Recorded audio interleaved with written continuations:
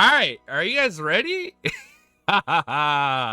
End of the 5th volume, Red Priest, and now volume 6, Lightseeker.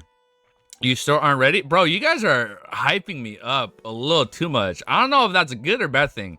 You guys are telling me this is like the second coming up in here, man. Even Cuttlefish, like, this is the best volume ever.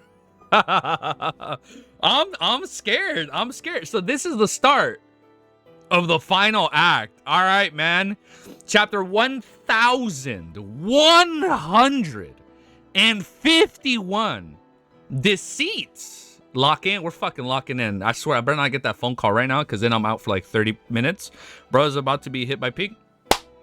I swear, man, if I get that phone call right now, oh man, knock on wood, I don't have to end stream abruptly within 2 hours. Everyone breathe, breathe, breathe, breathe. Lore. Let's get to it. Oh wait, for people that don't know, look what the missus bought us. Custom made, easy, geeky acrylic light. Look at that, dude. I need to find a better place to put it. I'll probably put it up here. All right, 1151. Deceit. Awesome 10 out of 10 intros out the way. Let's do our timestamps and let's get reading, dude. Chapter 1151. Deceit. All right. And a hotel. Ooh, shit. Amon and Klein alone in a hotel? What could happen? In a hotel in Backland Bridge area, apart from his thoughts that still belonged to him, Klein could no longer control anything else. Even his eyeballs couldn't move. He knew very well that this was likely a deeper level of parasitizing. What? Really? Parasitized? What? Don't let the ship sail? No, that one stays in the docks. In this state, he could only look ahead of him in fear and despair. He watched as Uni, who was wearing a monocle with a smile on his face, change into Amon's original form. What the fuck? He took a step forward and counterclockwise and opened his mouth to speak in Mandarin in a... I'm sorry.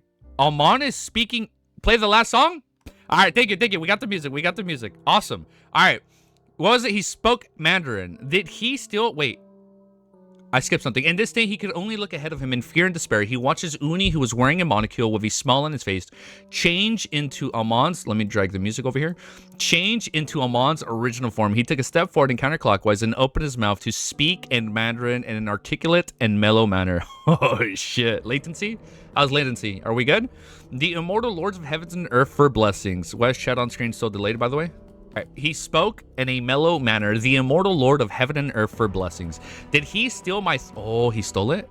Did he steal my thoughts just now or my ability to speak Mandarin? It should be the former, otherwise he wouldn't be able to grasp this ritual. Klein's pupils couldn't widen as he watched. He felt an unprecedented sense of anxiety. Oh, shit. As though sensing his emotions, the monocled man turned to look at him and smiled. He then took another step counterclockwise and whispered in Mandarin, "The sky lord of heaven and earth for blessings." Following that, this blasphemer carried out the ritual with great familiarity. With every step he took, every chant, the incantation, Klein's heart sank even deeper into a dark swamp, as though he could no longer see any light. The celestial worthy of heaven and earth for blessings. When Amon took the final step and recited the final incantation, no shot, he goes to the gray fog. Final incantation, a boundless gray white fog suddenly appeared in front of Klein. He heard the layer. I'm sorry, are we gonna go up there? He heard the layers of prayers. Then there was no need to listen carefully, as he understood what it meant with his spiritual perception. Oh hell no! Tell me, Cammy. After advancing to Scholar of Yore, he had obtained basic control over Sephara Castle. No matter who it was, even if they had the correct ritual and the corresponding incantation, they needed to obtain his permission to enter the world above the Great Fog. How the fuck is he doing it? Reject him. Klein was instantly delighted as the idea clearly surfaced within him. However, just as he had his thought, he had forgotten it.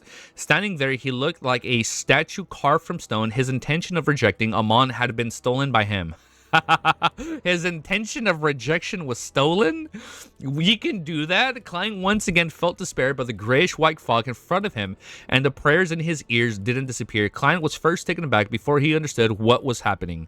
What was going on? I understand. I have to head above the gray fog for myself and control Sephara Castle to give him permission to enter. There is no default option. This thought was like a straw when Klein grabbed at it without any hesitation. It prevented himself from sinking into the water silently without anyone hear him cry.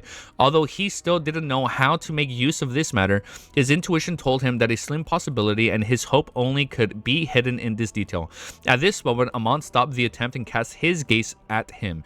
Clearly, he had failed to successfully enter Sephira Castle. Okay, so we're good. This angel of time adjusted the monocle on his right eye and smiled without any change in expression. Honorable Mr. Fool... He knows who he is. Honorable Mr. Fool, your idea of saving yourself is very interesting. Amon had used the standard Loan language, but every word seemed to be able to stir the powers of nature, creating one explosion after another in his mind. How is he so sure that I am the fool and not the blessed of the fool? Klein felt his body turn cold as he could just surface sank into the water once more. How am I certain? Amon tissed and pulled a chair in front of him over and sat down. He pointed at the round stool opposite him and said, sit down, don't stand on ceremony. Oh shit, he fucking knows, dude. Oh shit.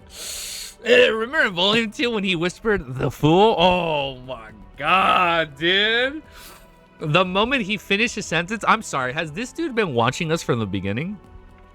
The moment he finished his sentence, Klein couldn't help but stride forward and sit on the round table. Amon looked around and, oh, hold up, the music is so loud. I gotta chill. Hold up. I need to focus. One sec. It's way too loud for me. And then let me raise it for you guys a little bit more. Oh, the moment he finished his sentence, Klein couldn't help but stride forward and sit on the round table. Amon looked around the room and grabbed Klein's black silk top hat. He put it on his head and said with a smile, did you think I wasn't aware of the ritual? Did you think I wasn't aware that the ritual would be unsuccessful? It has been long since the Sephira Castle produced any anomaly, so how could I forget? I just want to see your reaction, and you subconsciously felt despair and instinctively rejected me. This was very interesting. If you weren't the one who was called the fool... Oh, he sensed it. If you weren't the one who was called the fool... Now it's way too low. If you weren't the one who was called a fool, how could you have such thoughts? Dear Mr. Fool, am I right? Oh, shit. As he repeated 4 rhetorical questions, Amon looked and rather pleased as though he was an old hunter who had caught the foxtail. I fell for his scam. Only then did Klein realize why Amon wasn't disappointed at all. He subconsciously wanted to deny it, but after some thought, he calmly said, kill me. Huh? I can speak now. Klein tried to control his body, but it wasn't completely impossible. And the next second, he was prepared to recite the honorific name of the Evernight goddess, but this thought was immediately lost. He stole that thought.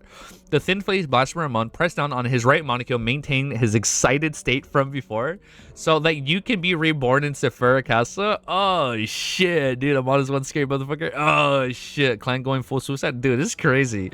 The more I talk about this fellow, the more mistakes I make. Klein shut his mouth tightly and didn't say another word. When Amon saw this, he shook his head with a smile. There's no need to be so afraid. That's scary. Actually, there's no bad blood between us. Sitting on the round... What? So we're friends. We're companions. Sitting on a round stool like a doll, Klein was stunned for a moment, but he didn't respond. Amon leaned forward slightly and looked into his eyes before continuing with a smile. The only conflict we have is regarding Sephira Castle.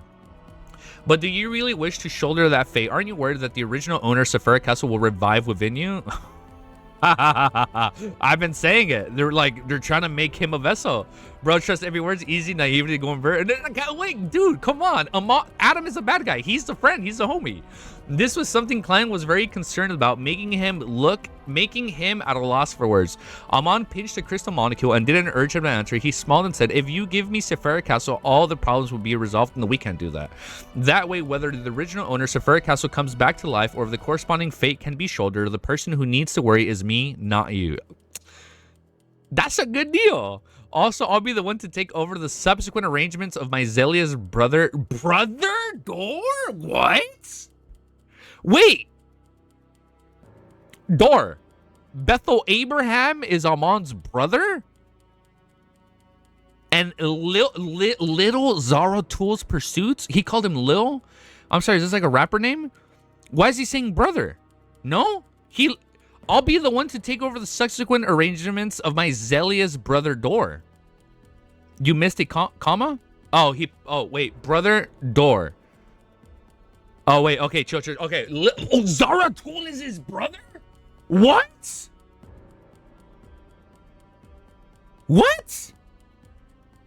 No, wait, Lil Zaratul, wait, no, he's talking about Adam, no, okay. Matt, this sentence is throwing me for a loop. Okay, I was like, what a fucking beginning to volume 6. Okay, he's talking about Adam. Got it. Let me reread this again. Oh, because he's with Zaratul and Zealots equals Adam. I didn't know that. Oh, okay. Thank you.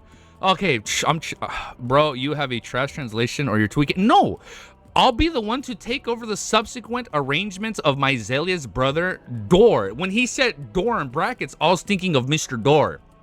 Okay, we're good. And Lil Zartul's pursuit and benediction of Evernight. We're chill. Okay, we're good. And you will be freed from all this and just stay as sequence 3. Huh? Why would I want to kill you? What's the point of killing a sequence 3? Even if I want to retrieve the characteristics, is still expendable. My prey would only be Palas, Little Zartul, and Dor. The rest will purely depend on my mood. As for the organization that you establish, I can also help you maintain it. Nah, it's not a good idea. It's very fascinating and interesting. No, he said Klein. He was his brother. I thought you were unhinged for a sec, Milos. You got me pretty good. I was like, wait, was that a spoiler? That was a pretty funny troll. If you think this price isn't enough, then I can make you my blessed? Huh? Are you not pretending that the fool is the angel of time Amon in the city of silver? That can turn into reality in the future. I will lead them out of the forsaken lands of gods and see the light outside. Oh, light seeker. Holy shit. Chapter 1, we're already talking about leading them out of the light. Hold up, light seeker. I'm sorry. Is Amon the light seeker? When the time comes, you still have a chance to advance the sequence 2 and become an angel. This is a practically taking over all the worries and hardships. There are only benefits left. Klein, who didn't have a huge desire in becoming a true god and controlling Sephira Castle, heard his heart palpitate with excitement. Excitement? If he had known that Amon was the #1 master in deceit, he would have... wait, I keep forgetting that. #1 master in deceit? Never mind, this is too good to be true. He would have agreed to it on the spot, but in the end, he still said without expression, kill me. Is that the only thing you know how to say? Amon said without any signs of anger. He looked at Klein with pinched amusement. To him, this was a very interesting matter. It was completely understandable that he would encounter difficulties during this process. They only served to make success even more fulfilling and delightful. I'm just a heartless broken record. By lampooning, Klein eased his oppression and despair. Instead of answering, he asked, how did you know the City of Silver thinks that you are the fool? He didn't dare to say that the City of Silver still suspected that the fool was the god of Amon. They still believe that. That the fool was the god that Amon believed in, afraid that he would provoke him. Of course, if Amon was the type of person who would lose his intelligence after being provoked, you already fell for it too? I did fall for it. I did fall for it. I remember we believed that for so long. And I'm like, wait, yeah, I actually believed it. He definitely would have tried doing so. This was because he now suspected that after gaining initial control of Sephira Castle, yeah, he would be reborn above the Grey Fog after his death. Unfortunately, Amon wasn't a king of angels from the Storm Pathway, but a god of trickery that gave even the true deities a headache in the 4th epoch. Amon laughed and said, do you think I only have 2 avatars in the City of Silver? Since you, the fool, and the hanged man have intervened, then I'm happy to quietly watch from the sidelines. Holy shit, dude. He knows everything, dude. Oh man, the City of Silver is still accommodating Amon's avatar, who is the fellow who was parasitized. Yes, previously the member of the Giant King's Court exploration team weren't parasitized. This is something that can be confirmed. As his mind tensed up, Klein felt that it was only natural. This was because Leonard had once told him that seeing one Amon meant that there were a bunch of Amons lurking around. It wouldn't be just a small handful. Without much thought, Klein tried hard to come up with an attempt to create an opportunity. You didn't rob me of destiny directly because you can handle it right now. Amon nodded frankly and said, yes, that's I want to make a deal with you peacefully, but since you rejected my offer, I can only bring you to see my real body. Oh shit, his real body? I can only bring you to see my real body to a sufficiently safe place. I wonder if his state is going to be like Pain's state in Naruto, where like his real body was completely different from the 6 paths. Then your destiny will be taken away. When that happens, your ending will not be as good as I just said earlier. As he spoke, the black-haired, black-eyed man with a broad forehead and thin face slowly got up and walked towards the door. With that, Klein stood up and followed behind like a puppet. As he reached out to open the door, Amon seemed to recall a question. He pressed down on the crystal molecule and turned to look back at him. What's the 4th line of the scholar of your honorific name? In mysticism, every existence corresponding honorific name wasn't that strict, as long as one used the correct format and certain descriptions to narrow the scope to prevent any ambiguity. I'm reading that wrong. They could point towards the corresponding hidden existence. And this was also why quite a number of heretics who knew nothing about mysticism could randomly make honorific names while still receiving feedback. Of course, if the honorific name wasn't given by the hidden existence, there's no way to enjoy receiving automatic response, whether they establish a connection or not depended on whether the existence was interested and supplicant.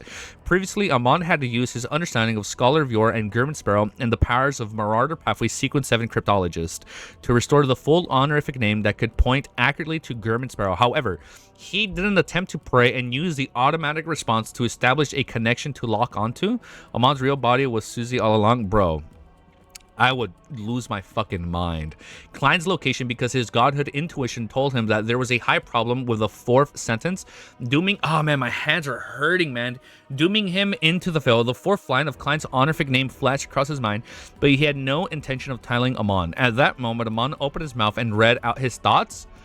Protector of backland magic and drama performers, this is so-called angel time and blasphemer fell silent for a few seconds after saying out loud. Then he smiled very happily. Wait, what does that mean? Protector of backland magic and drama performers? After laughing, Amon adjusted his monocle on his right eye. He keeps adjusting it, man. I wonder if there's something that happens when he adjusts it. After laughing, Amon adjusted his monocle on his right eye instead of a smile. To be honest, this is all very interesting. Are you really not considering becoming my blessed? Klein opened his mouth and gave a familiar answer. For the third time, kill me. Oh shit, too low for Susie.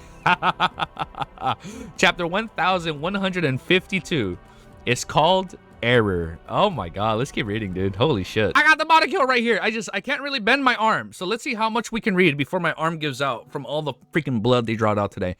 Chapter 1152 is called Error. Did I update? Yes, I updated it. Upon hearing Klein's reply, Amon smiled and shook his head. I actually can't read. I actually can't read like that. I gotta put it down. I'm sorry. My hands hurt too much. As he reached out to open the door, he casually asked, how did you think of such an honorific name? It needs to have a certain connection with myself, but also able to avoid others from using the prayer's automatic response to lock onto me. There aren't many such honorific names. Seeing that his identity has been exposed, there was no need for Klein to hide it any further. Okay, so he's just gonna tell him the whole truth. Furthermore, he hoped to use such a conversation to grasp an opportunity. At the same time, his mind raced as he began thinking about how to save himself. I've been deeply parasitized. If I have any thoughts that aren't beneficial to Amon, it will easily be sensed and detected by him. What? The nurse sabotaged you? Dude, the nurse literally sabotaged me today. She was like, oh, you're gonna stream today? Start fucking squirming it in there. Ah, man. Today is Saturday. And it's almost, wow, we're actually reading this on Saturday. Today is Saturday and it's almost Monday again. If the Fool suddenly stopped the entire gathering without any warning, the other members will definitely be terrified, nervous, and confused. Here, those who have the means to connect to the world will definitely attempt to summon the messenger and ask for a reason. And once Miss Messenger approaches me, she will be able to discover the existence of Amon. Then she can use yesterday once more charm to recover to her peak condition. With the complete strength of an angel, she has a sizable chance of rescuing me from Amon's avatar. The most important thing for me to do now is to persist and live for 2 days. Oh shit, until it's the meeting time. Yes, since Amon can't steal my fate right now, why did he try to trade peacefully? Even if I agreed to it, he wouldn't dare to let me go above the Grey Fog to grant him permission. That would mean that I'm free from his control and be able to Sephara Castle to effectively pursue and make a counterattack against the parasite. In the agreement itself, a switch, and there's no need to follow up on it. Amon deliberately didn't mention this. As expected, it was a scam. And I fell for it. Having grasped a sliver of hope, Klein decided to stall for time as long as possible for the next 2 days. The focus of Amon was still on the honorific name that no human and angel could think of. As he walked out of the room, he scratched his chin and said, have you provided any protection to Backland's magic and drama performers? I protected a trick master before. Having made plans, Klein was much more cooperative than before. He answered simply, I'm a magician myself. I've performed many times in Backland. The monocle man nodded. Barely counts. Barely counts? You should change the volume 5 to volume 6. I did not change that, huh? I did change it. Yeah, it's updated. Ah, my hands. No, yeah, it's been changed. No, it's good. Okay, it's good. On screen? Oh, you're right. I forgot to change that part. Good catch. We changed it. The monocled Amon nodded. Barely counts. He then walked out of the hotel room and went down the stairs to the street. Like a servant, he followed behind without any abnormalities. Looking to his left and right, Amon pinched his monocle inside of a smile. How regretful. What's there to regret? Klein asked in puzzlement. I've already been caught by you. What else do you have to regret? Amon pressed down on his silk top hat and maintained his smile. You can make a guess. If you can guess correctly, I can give you a better ending. Oh shit, dude. Klein didn't believe in his promise at all. In order to not be tricked into revealing more secrets, he shook his head and said, I can't guess it. How boring, Amon said simply. He clenched his right hand into a fist and slightly tapped his monocle. He's activating it. Like when you remember how he'd activate his spirit vision? From the pedestrians, the trees by the center of the street, the sparrows on the rooftop, the rats in the muddy corners, and all the kinds of living creatures in the air, illusory worm-like figures flew out, returning to Amon. Everybody was parasitized. What the fuck? What the fuck? There's like 50 of you guys here. Oh my god, thank you. The son of a god statue instantly rose to the level of an angel. As for Klein, he raised his left hand and the human skin glove suddenly turned transparent. This was the activation processes of traveling. At that moment, the only thing on him which was real was creeping hunger. The rest were made using the powers of Faceless, as well as the glove using flesh of blood as material. Seeing that traveling was about to begin, Klein was taken aback as he blurted out, why did you teleport in the room? He had expected Amon to leave Backland with him. After all, this was a place where even a king of angels had to be wary of. However, he couldn't understand why he would open a door, go downstairs, and leave the hotel in such an ordinary fashion. Wait, yeah, he's being all chill and nonchalant. No, it's called aura? It's called aura. That's true. That's also true. The eye behind the monocle swept across Klein as the corner of Amon's mouth slowly curled up. I've already answered you. What a pity that you didn't seek help from Poise. This angel time had an obvious smile on his face, but there were no emotions in his black eyes. It made Klein shudder. He's certain that I have some connection with Palazros. Is it because of what happened the last time? No, stop it. Klein attempted to cogitate, trying his best to control himself from thinking too much, so as to prevent his thoughts from being stolen by Amon. Amon glanced at the panicking passers by one of the street in an impassive manner before looking up at the gray sky and saying, I can only wait for the next opportunity. The most important thing right now is to bring you to that place. What place? As they spoke, both of them turned transparent at the same time and vanished from the hotel's entrance. None of them who came over felt anything amiss. After passing through the... Dude, this is crazy. This is the most Amon we've ever had. Literally, this is the... We're 2 chapters in a row with Amon. This is the most Amon we've ever had. After passing through the countless indescribable spirit world creatures and overlapping layers of different saturated colors, Klein and Amon appeared above the sea.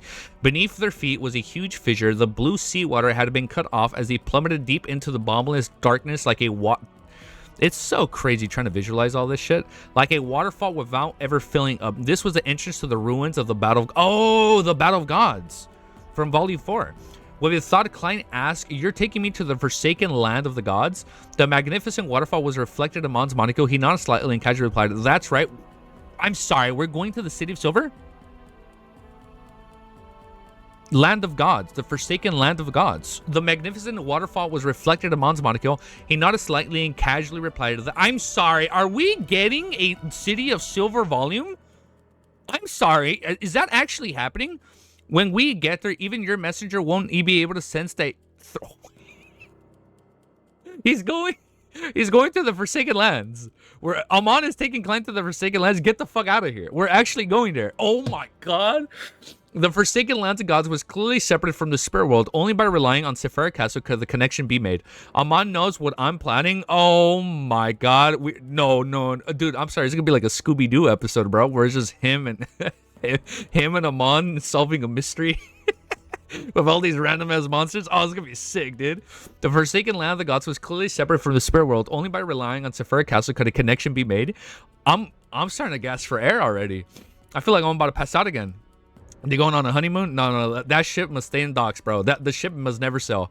Amon knows what I'm planning to do. The flame of hope that was igniting in him was extinguished by the cold reality. Ah, light seeker. Or Klein's like trying... Oh, Klein is trying to find the light in the City of Silver. He couldn't find any other way to save himself for the time being. At this moment, the levitating Amon muttered to himself, if my mausoleum and backland hadn't been destroyed by the Church of Steam, we could have used the Abyss as a springboard to head there directly. We wouldn't have to go through all this trouble. Klein guiltily changed the topic. The Abyss is connected to... No, shit, it's connected. We've been saying that for so long. Klein guiltily changed the topic. The Abyss is connected to the Forsaken Lands of Gods. No. Oh, wait. Oh, no, it's not. Amon shook his head and said with a relaxed manner, but I can use some of its characteristics to go anywhere? What? I heard that there were some nasty changes in the abyss with a thought Klein probed. Amon turned his head and glanced at him without concealing his curiosity. You're actually aware. Yes, I once thought of exploring the abyss. Klein didn't speak further, afraid that the King of Angels, the Marauder Pathway, would discover that he could read Roselle's diary. Oh yeah, we don't want that to happen. At this moment, Amon is trying to find Easy's fan to fan himself down, man. Holy shit, dude. Oh my god. Just as he finished speaking, he suddenly had a new idea. Wait, what's so funny about that? Klein was very interested in what had happened in the abyss to begin with. Thus, he took the opportunity to cooperate with Amon and attempt to know more. Just as he finished speaking, he suddenly had a new idea. Using the conversation he had with Amon, he could grasp more historical secrets to speed up his digestion of the Scholar of Your Potion. Oh, okay. That's a good idea. That way, he could try using it in Deadpan to his control of Sephira Castle and escape from his current predicament. This thought flashed through his mind as he quickly restrained himself, he stopped thinking about such matters. In regards to his question, Amon chuckled and said, "Your visiting the abyss is like offering yourself as a..." Wait, what? Your visiting of the abyss is like offering yourself as a beautifully packaged gift to someone who wants it? Dark side of the universe, Klein was first alarmed before he made a guess. Amon nodded. He was originally the only surviving ancient god, the devil monarch Farbuwati, now He. He? He just goes He? Without finishing his sentence, Amon leaped and jumped into the huge illusory rift with a strong wind. That's literally what me and Wiz talked about during our last discussion. When we talk about the abyss, it's the dark side of the universe. With that, Klein lost the support of the wind and fell straight down. After an unknown period of time, the water that resembled a fountain surged upwards, rapidly throwing him and Amon to the outside of the severed face. Dude, this is so exciting. We're fucking going there. Just as he entered the ruins of the Battle of Gods, Klein was hit by bright sunlight. He suddenly heard a series of intense and crazy ravings. It was like a thin needle that pierced through the ear. I got a tear in my eye. This is so hype. It was like a thin needle that pierced through his eardrums and stepped into his brain, filling every thought with immense pain. As for the worms of despair that formed his mythical creature form, they gradually changed as though they were about to give birth to a degenerate consciousness that didn't belong to him. The true creator's ravings. With regards to this, Klein could barely withstand it, but it was difficult for him to hold out for too long. There was no way for him to go far into the ruins of the Battle of Gods. At this moment, he saw the molecule on Amon's right eye absorbed the light around him. It became usually bright and white. You and Wiz still needed... I know we haven't done our... I know he said he was going to be free over the weekend. So we either do it later tonight or probably tomorrow, Milosh. I got you. Then, yeah, no, we're going to do it this weekend. I'll hit him up after we're done streaming. Then a thick darkness ruled the sky. Amon directly stole the day of... He just stole the day? Then a thick darkness ruled the sky. Amon directly stole the day of the ruins of the Battle of Gods. In the darkness, this angel of time's avatar brought Klein to the island and made him sleep against a stone pillar. Soon, Klein arrived in a hazy dream world, and just like that, we're here. He saw the projection of the giant case card, which was filled with an epic feeling opposite the black cloister and the cliffs. Amon, wearing the black silk top hat and crystal monocle, appeared beside him. With a relaxed smile, he pointed at the projection of the giant king's court that was frozen in sunset. That's the entrance to the forsaken lands of gods. After some thought, Klein raised his doubts. Don't you need to enter a dream at a specific location to open an entrance? He couldn't help but feel a glimmer of hope. He thought that it would be great if Amon wasted a week or two with his time in the ruins of the Battle of Gods. That's right, Amon didn't deny what Klein had said. He casually said, if you wish to open an entrance, you have to travel on a ship to the core of the ruins water. Oh, that's how Jack and his dad got there. You have to travel on a ship to the core of this ruins waters. This might take more than a month, and you will experience many dangers that you're currently unable to withstand. As for me, I don't have to. Is it because you're the son of the creator? Klein guessed in deliberation. No, Amon had one hand in his pocket and said, he turned to walk to the Black Cloister's entrance. In a chaotic place like this, order is in shambles, and the laws governing them have mutated. There are too many things that can be exploited. At this Angel of Time walked, he turned to look at Klein. The Marauder Pathway Sequence 0 has to... The Marauder Pathway Sequence 0 has a very abstract name. Error. This chapter's called Error. It was named by I'm sorry. The true creator was the one that named them? It was named by my father. He once used a strange word of unknown origins to represent it. Oh, so that explains that he was a transmigrator. He once used a strange word of unknown origins. He used Mandarin to represent it. Bug. When translated, it's a Trojan horse of fate, the slug of time, the loopholes and rules, the manifestation of all errors. the fuck am I reading? Chapter 1153 is called the Sunset Tunnel. Wait, sequence 0 of the Marauder pathway is called Error. So Amon is going to be sequence 0, and he's going to be the loopholes and rules, the manifestation. Amon is the manifestation of all errors. Wow, truly a blasphemer. Holy shit, dude. Oh, this is hype. That's like the only thing I can think of. Like, nothing is gonna make sense. Just like how when Adam uses the quote, everything has to be within expectations. I think he can go against fate. Oh, he probably goes against fate. And that's probably why he meant by like, all, like, Sephira's castle's fate will be mine and not yours. Because if he's a true embodiment of error, he doesn't have to succumb to whatever fate Sephira Castle has. Find errors in fate, bro. Thank you for helping me. Yeah, everything is gonna make no sense when it comes in terms of fate, or like you can't be bound by anything because you're just so illogical, man. Oh, it's gonna be so good.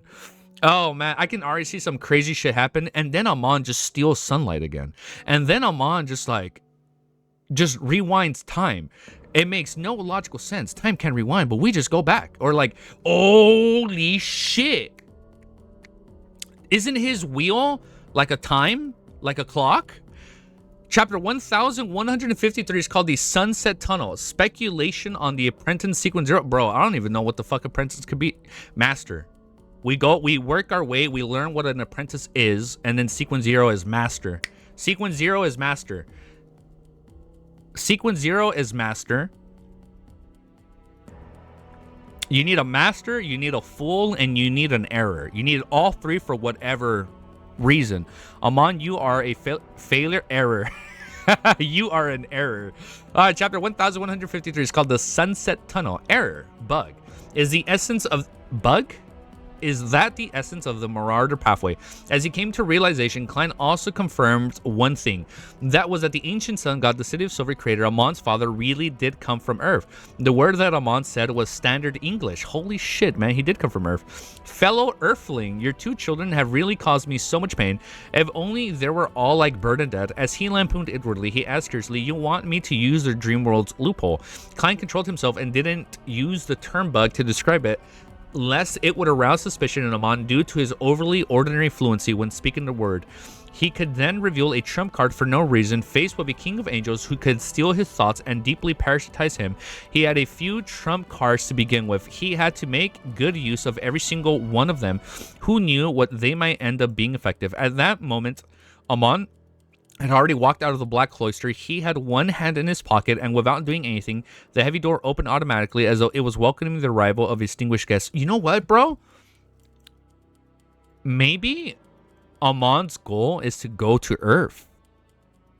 Holy shit. Dude, I can see that's how, like, book 1 ends.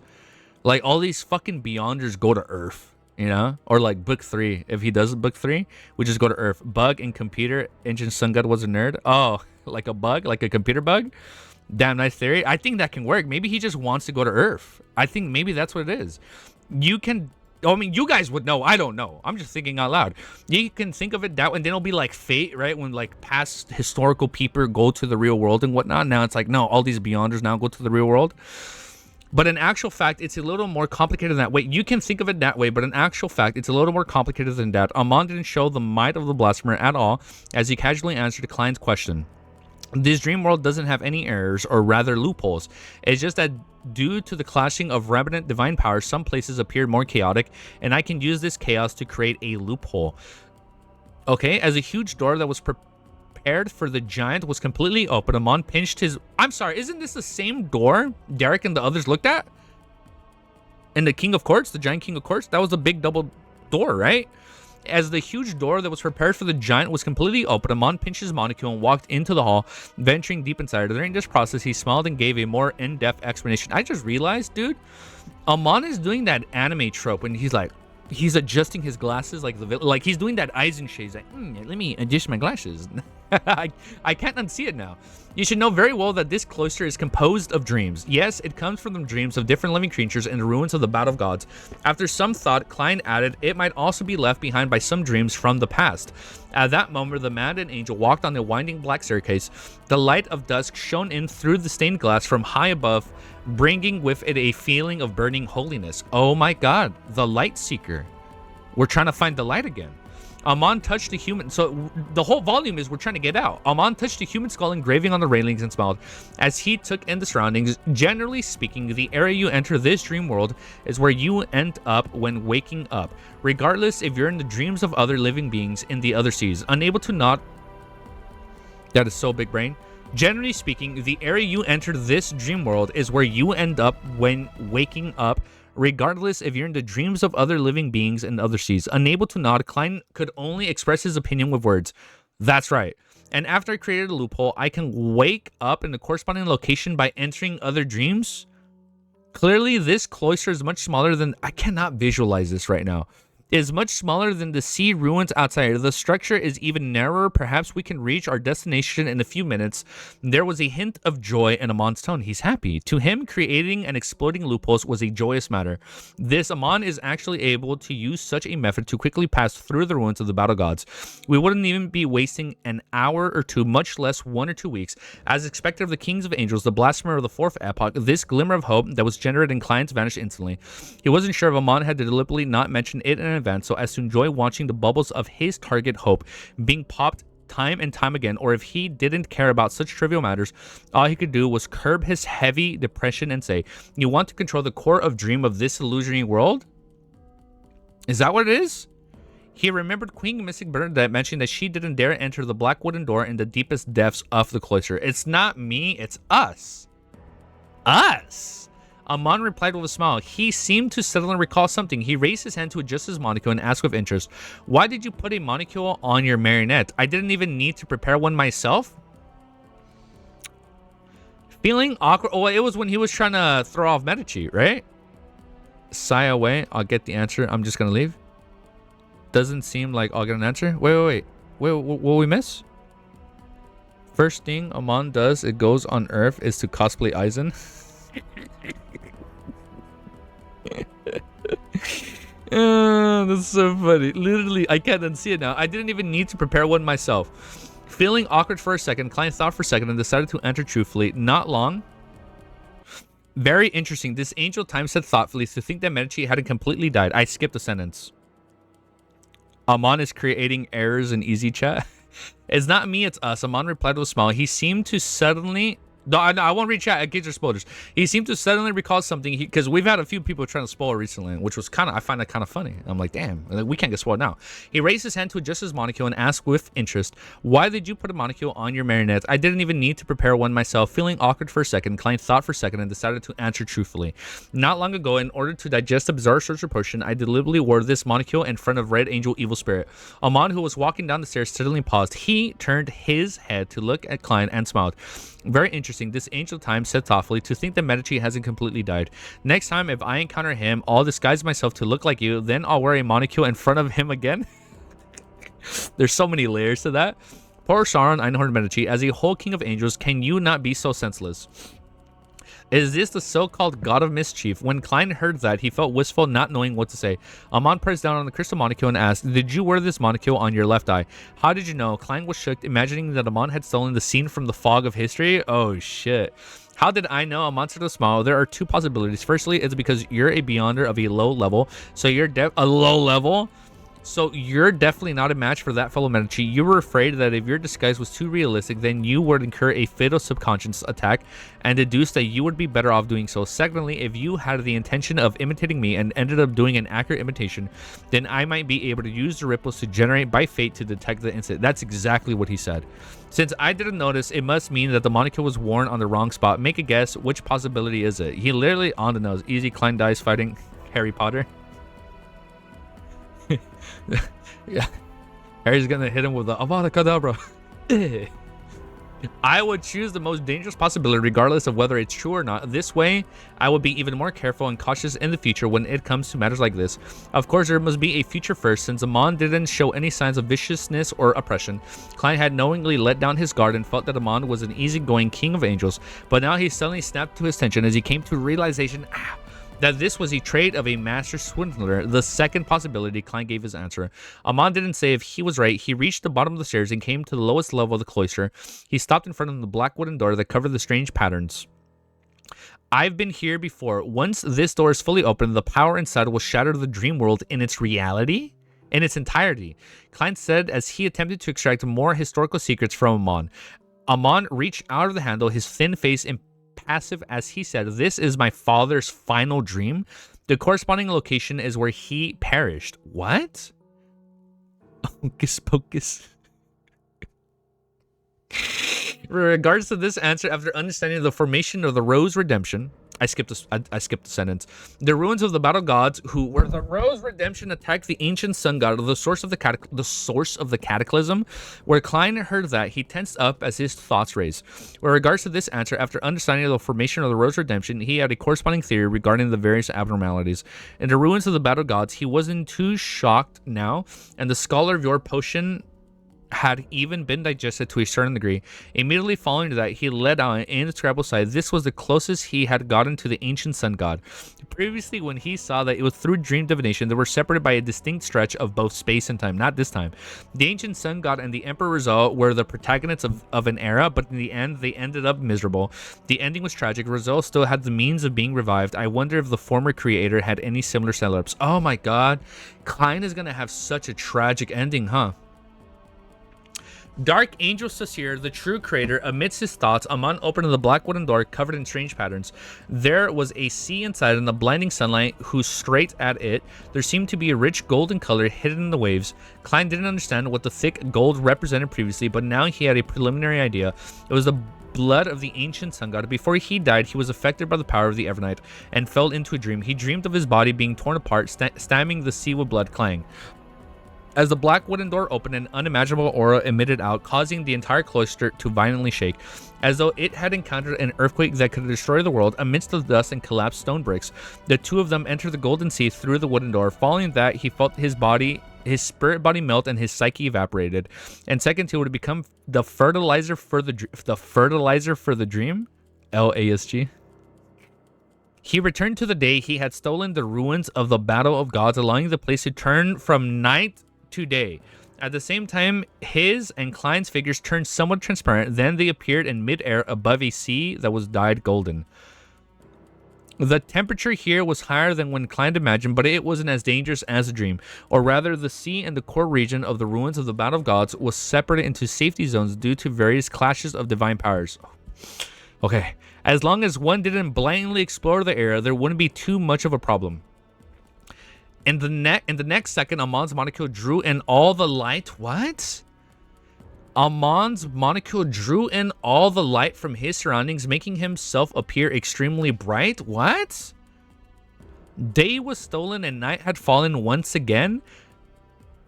His molecule stole all the light. It went inside and then he started glowing. What?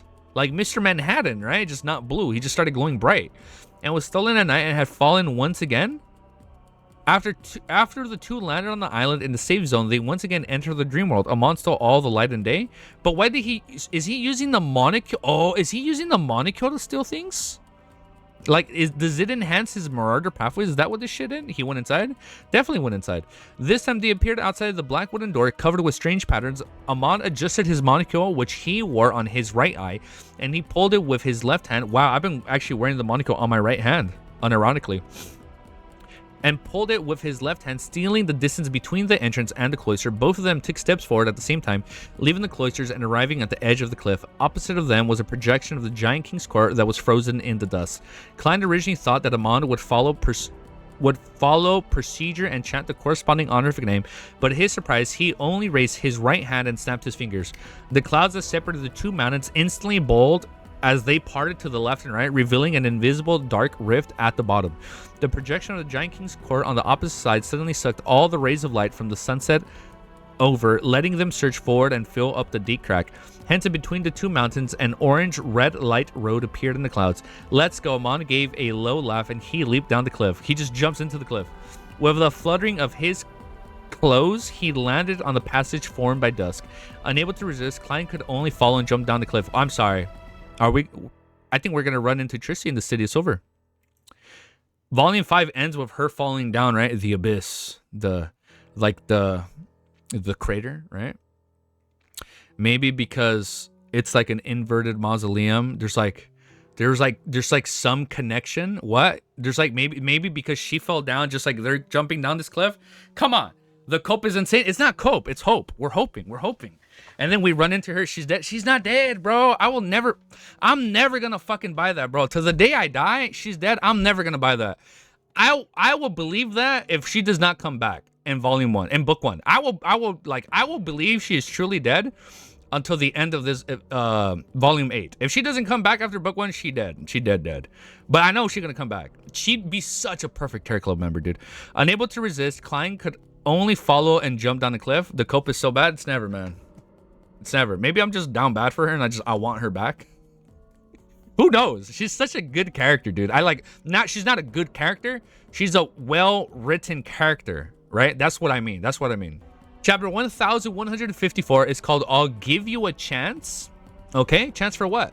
The path that was formed by dust didn't seem to contain anything, but after Amon and Klein landed one after another, they didn't continue falling as though they were walking on the ground. This time Amon didn't steal the distance. Instead, he brought Klein along as they approached the majestic projection of the Giant King's court. From time to time, he would observe and admire the beautiful scenery, walk above the sea of clouds, then walk along a sunset bridge with a legendary palace in the distance.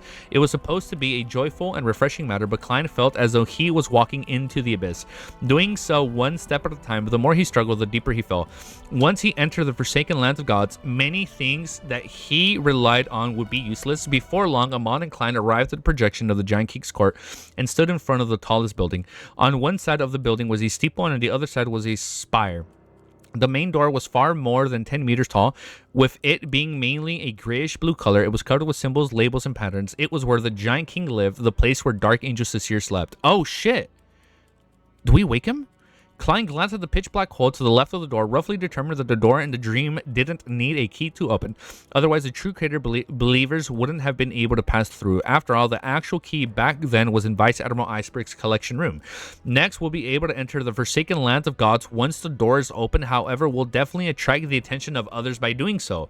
Amon chortled and took a few steps diagonally to the edge of the door. We won't open the door, but instead directly head over? Just go over the door? As he spoke, the Angel of Time raised his hand and adjusted his monocle. A dark blue color appeared in the corner of the grayish-blue door. It was an illusory door without any sense of being corporeal. The door opening power of the apprentice is a very low-level ability, but it's perfect when used here. The door opening power of an apprentice is a very low-level ability, but it's perfect when used here. Ah, so you don't attract anybody. Amon lowered his right hand and introduced in satisfaction. Taking 2 steps, he passed through the illusory door. There are no useless beyonder powers, only useless beyonders. If I directly push the door open, I'll draw the attention of others, but from who the true creator, his holy residence, his divine kingdom should be somewhere in the forsaken lands of gods. If I can lure him over and let him clash with Amon, I might be able to find a chance to escape. Without any ability to control himself, Klein followed behind Amon without leaving much of a gap, stepping into the blurry dark blue door. The moment he stepped through it, he felt the world spin around him. Even his spirituality seemed to be torn apart. After the abnormality disappeared and his condition was restored, he realized that he was on a bench that was soaked in the glow of sunset. There's a lot of light in this volume. The sand and stones here were all in black in color. Deep blue waves surged from afar as if they were crashed into the coast, one wave after another, but they didn't produce any sounds like they should have. They were quiet like a grand illusion. This sea is an illusion. Coming in would probably result in the appearing here, but it's not necessarily the case for leaving. It's not... Wait, what? Coming in would probably result in an appearing here, but it's not necessarily the case when leaving. According to the principle of reciprocity, if one wants to leave, they can open the resistance of the Giant King where Dark Angel Sasir is in deep sleep. With a sudden realization, Klein turned his head and looked in another direction. It was a mountain bathed in dusk. On it were countless places, towers, and many majestic city walls. This was the legendary Giant King's Court. Even if the City of Silver could find a path and lead to the beach, it would be meaningless. From the corner of his eyes, he saw that Amon had changed his image. His image? Oh, is he wearing like his magic robe now? He wore a black classical robe and pointed top hat. God, okay, he's wearing the, he's wearing the like he's wearing his OG drip. All right, so he took away the suit and tie, and now he's in his magician robe, or his black classical robe and pointed top hat. Oh hell yeah! I said that word wrong. Yeah, I know, Mick. He changed from being a gentleman from the present era to an ancient mage that originated from the 4th or even the 3rd epoch. With a thought, Klein continued looking at the Giant King's Court, which wasn't too far away. He casually said, "Dark Angel Sasir is sleeping in the place of the Giant King Court." Amon stood to his side and said, he looked in the same direction and said without any change in expression, "I know I've entered the Giant King's Court and even visited the graves of Armir's parents, as expected." Now he's in his drip out uniform. As expected, one of Klein's guesses was finally confirmed. He deliberated and said, "What answers are you searching for? You can make a guess." Amon continued looking at the Giant King's Court and laughed. "If I had an idea, I wouldn't need to ask you." After thinking for a few seconds, he said, "Some secrets of the 1st epoch?" "You can say that," Amon replied without much concern. Klein hesitated for a moment before saying, "Aren't you curious?" What is that on the floor? Oh, it's the necklace. Klein hesitated for a moment before saying, "Aren't you curious about Dark Angel Sasir's condition?" "I am." Amon didn't change the direction of his gaze, and he said with a smile, "But compared to me, there are still too many people who are more interested in that. My zealous brother, the Hanged Man, the Dragon of Betrayal, as well as the Evernight, Storm, and White. I want to see who's the first one who isn't able to hold back, huh? If I can steal everything of importance inside of... Steal everything? If I can steal everything of importance inside at the critical moment, their expressions will definitely be interesting." This thought, the reasoning for stirring up such a huge matter, was purely to cause trouble, to gain some excitement. Excitement? Do you understand who's the Hanged Man Amon? I do not know. Who's the Hanged Man? Like Lords of Storms? Storms, right? Is that what he's talking about? Or is he, when he's saying Hanged Man, or... Oh, the true creator. The true creator. When he sees the Hanged Man, he's talking about the true creator, because he was hung upside down. The Hanged Man. Yeah, no, I said it before Milosh. I said it before you guys said it. No, I know. The Hanged Man, the true creator. The fallen creator, my bad. Yeah, Hanged Man is the true creator. No, okay. We're good. Huh. If I can steal everything of importance inside of the critical moment, their expressions will definitely be very interesting. This thought, the reason for stirring up such a huge matter, was purely to cause trouble, to gain some excitement. Klein frowned slightly and realized that Amon's value was different from other humans. Different from that of humans? This is a natural mythical creature, completely different from humans. Why can I frown on my own? Just as he came to realization, he sensed that something was missing in his body. He subconsciously turned his head to look at Blaster Amon. What did he steal? There was a semi-translucent worm of time with 12 rings in Amon's hand. He smiled as he looked into Klein's eyes and said with some anticipation, "Since we've already arrived in the Forsaken Lands of Gods, there's no need to worry about external interference. I'll give you a chance. Before I reach my true destination, I would no longer parasitize you. You can use every method that you can think of to escape, and I will try..." What the fuck? Are we playing hide and seek? "You can use every method that you can think of to escape, and I will try my best to stop you. Good luck. Don't disappoint me." I'm sorry. Is Amon just fucking bored? What is going on? Cat and mouse? For a moment, Klein couldn't believe what Amon had just said. Oh, that's what it's called. "I'll give you a chance."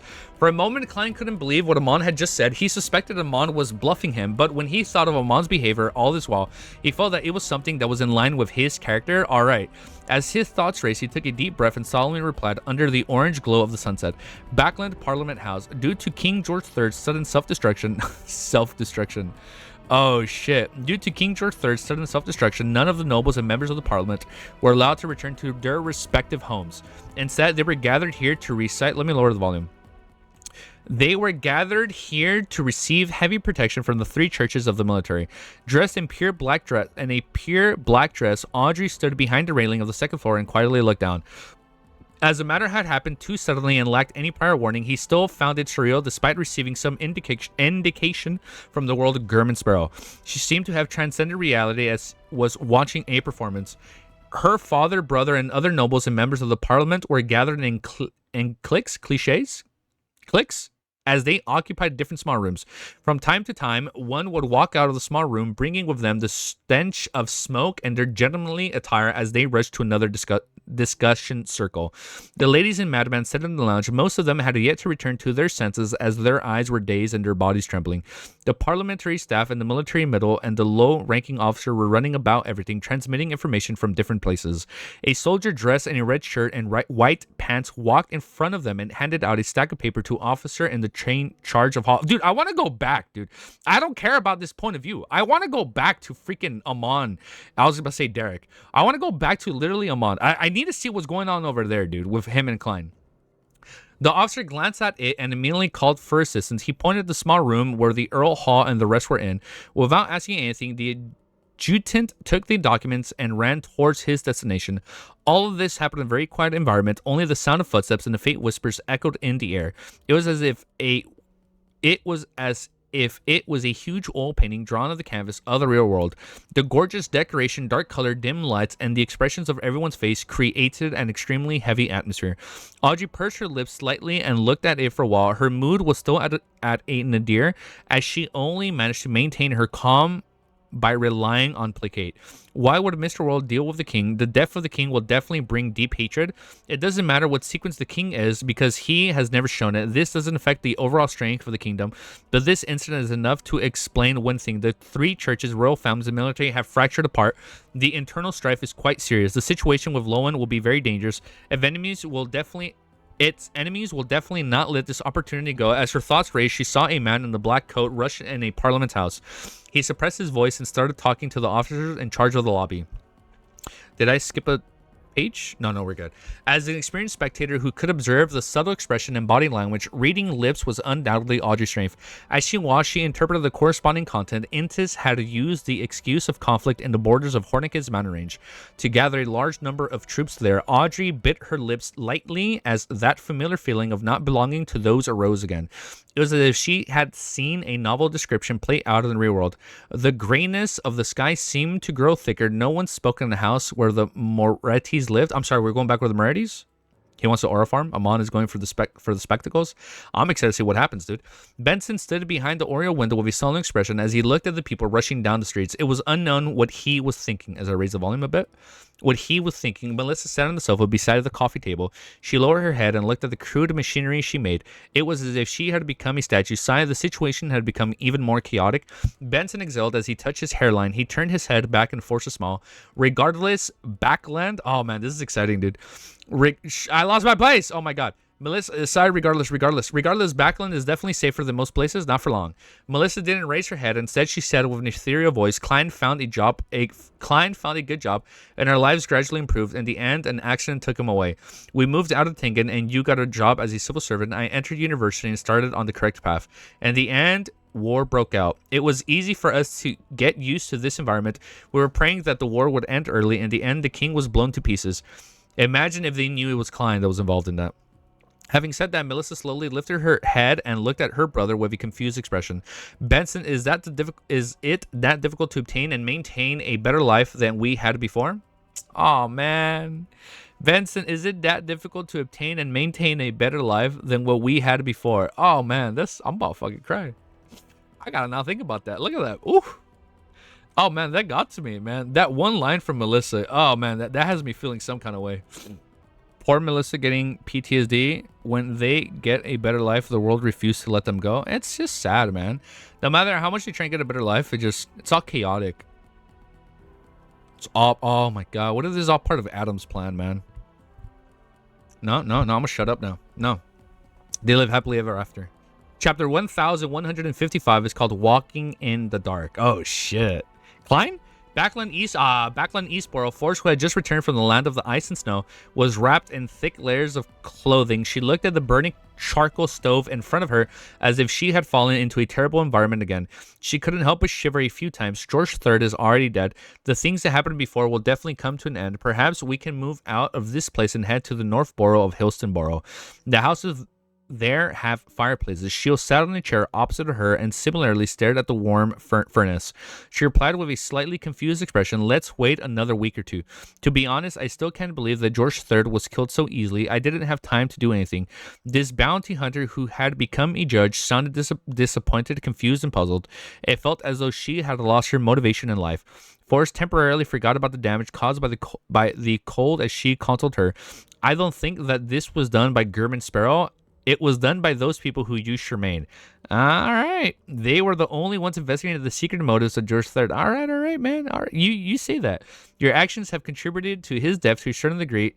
It's as if you had exacted your revenge in an indirect manner.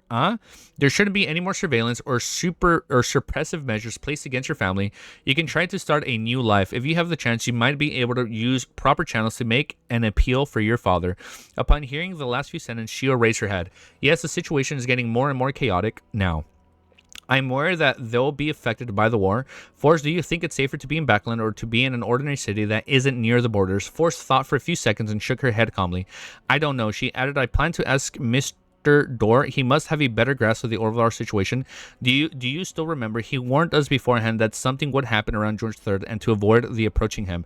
In addition, Forrest also wanted to ask where the next stop of hers travels would be so that she could make preparations early. Yes, Sheol nodded instantly. Forrest flipped through the newspaper she supported with her knees, and she drank the coffee she had left. Then she slowly got up and entered the room inside. She prayed to Mr. Fool in a low voice, asking him to pass her questions to the world German Sparrow and the forsaken lands of gods near the giant king's court without being parasitized. At a deeper level, Klein followed him on to the foot of the mountain, and that's where he lets him go? Oh shit. In the frozen dust, they circled the front of the mythical land. Wow, that's crazy. In the frozen dusk, they circled the front of the mythical land. Although Amon had given him a chance to escape, he wasn't in a hurry to do so, just because he knew very well that Amon had the strength and level of at least sequence 2. He was an angel in the truest sense of the word, and an entity he couldn't fight head on. Besides, a marauder who was known as an error, a loophole, a bug. Its powers were very strange, making it impossible to guard against. Klein believed that whatever normal means he could come up with to save himself would be ineffective. How do you even fight this, bro? Like, this shit is going to be such a abstract, like, psychological, mythological battle. And I'm like, they're not just going to clash, bro. Like, oh my God. I was getting so lost in Volume 5. I need to lock in. I need to read slow. I need to lock in. I need to catch my breath because these next fights, I'm kind of scared, bro. I'm getting scared. You don't fight, but you fool him. Yes, we have to fool him in some way, shape, or form to not fight him. I'm scared. And maybe that's how we digest our potion. If we fool him in the fight, I think that's how we advance the sequence 2. I could only stay patient and wait for an opportunity that can be used. During this process, I have to keep making attempts to observe Amon's response. Yes, I still have to take note of a problem. I can't believe anything Amon said. He has already retrieved the worm of time and removed my parasitized state. At least in terms of my condition, he isn't lying, but this might not be the whole truth. I can't rule out the possibility that he has left a worm of time lurking in my body. Yeah, he probably has another one. He might take control of my body at a critical moment. As these thoughts surfaced in Klein's mind, he chatted. With Amon asked about dark injustice here, however, he saw that nearby in the distance, the dusk was fading away as darkness blanketed the area. Lightning bolts that snarled from time to time lit up half the sky. I'm sorry, how's he supposed to sleep in the dark, man? That sounds fucking scary. They have arrived at the boundary of the Giant King's court and we're about to leave the mythical kingdom. Once I'm in the darkness, I'll either evaporate into the thin air and encounter a sudden terrifying monster attack. With a thought, Klein pretended not to know anything as he continued to proceed forward.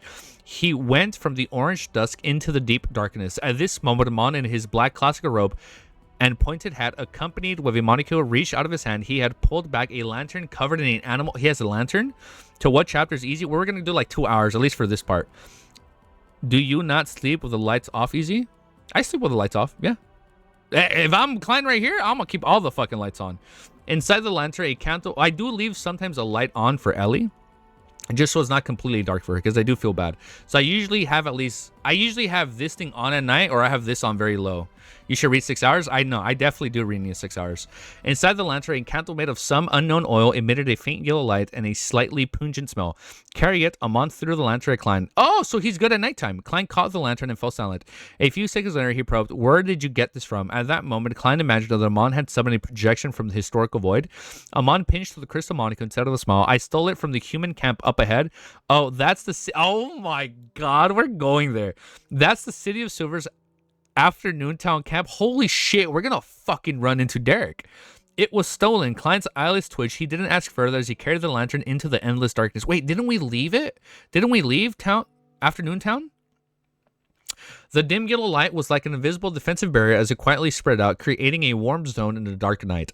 At this moment, the lightning in the sky kept flashing. The gap between them was rather long, and there was almost no thunder. It occasionally boomed. According to the general knowledge he had learned from Lil Sun, this was nighttime in the Forsaken Lands of Gods. It was the most dangerous period. Oh shit, dude.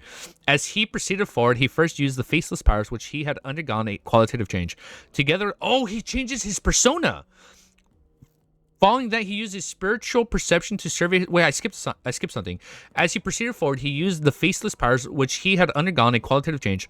Together with creeping hunger, he adjusted his eye structures to adapt to this special environment. Oh, following that, he used his spiritual perception to survey his surroundings. He felt that in the darkness, there were many eyes staring at him, with creatures of indescribable shapes hiding. Oh, man. However, every time the light lit up and shone brightly, there was nothing. He wasn't worried at all about the serious backlash from using creeping hunger while not feeding it. From his point of view, there were only two outcomes. One was that creeping hunger attempted to devour him, but had its thoughts stolen away by Amon. The second was that creeping hunger successfully devoured him. The wearer allowed him to be resurrected, thus escaping from his current predicament. So we're chill with creeping hunger. The latter was something he was looking forward to, while the former didn't offer any losses other than leaving creeping hunger somewhat perplexed. Engrossed in the story, Izugiki didn't notice the phone call. A reasonable consciousness. I gotta check my phone if I'm... And he ends up reading for 6 hours. Oh shit, you scared me. I actually thought I did miss the phone call, dude. Oh shit, that is so funny. I really thought I missed the phone call. After proceeding forward with a wall, he saw the City of Silver's afternoon town camp that was built using an abandoned building. Beyond those boulders and walls that were formed by a stone pillar, the bonfire quietly burned and illuminated most of the areas inside, making them completely different from the outside world. The members of the City of Silver exploration team were either patrolling or watching the area under the lights, illuminated to prevent any accidents. One of them was a Dom Paladin who is nearly 2.3 meters tall. Which Paladin is this? He was standing at the top of the stronghold and looking into the distance, wary of the monsters hiding in the darkness. Suddenly, he saw a faint yellow flame. Oh, shit, it's Klein, dude. Suddenly, he saw a faint yellow flame coming from afar in the darkness. This Don Paladin's pupils dilated as his heart raced. Apart from the newborns and children who had yet to receive education, everyone in the City of Silver knew that this land had been forsaken by God. No one else would use the fire in the darkness to create light. Shit, dude, this is so sick. Even monsters who were good at controlling flames would be hidden in a dark environment before they attacked. As for the other humans, all the cities of the City of Silver had discovered to date had already been destroyed and turned to ruins. There were no survivors. The only outsider they had seen to date was a strange little boy, Jack.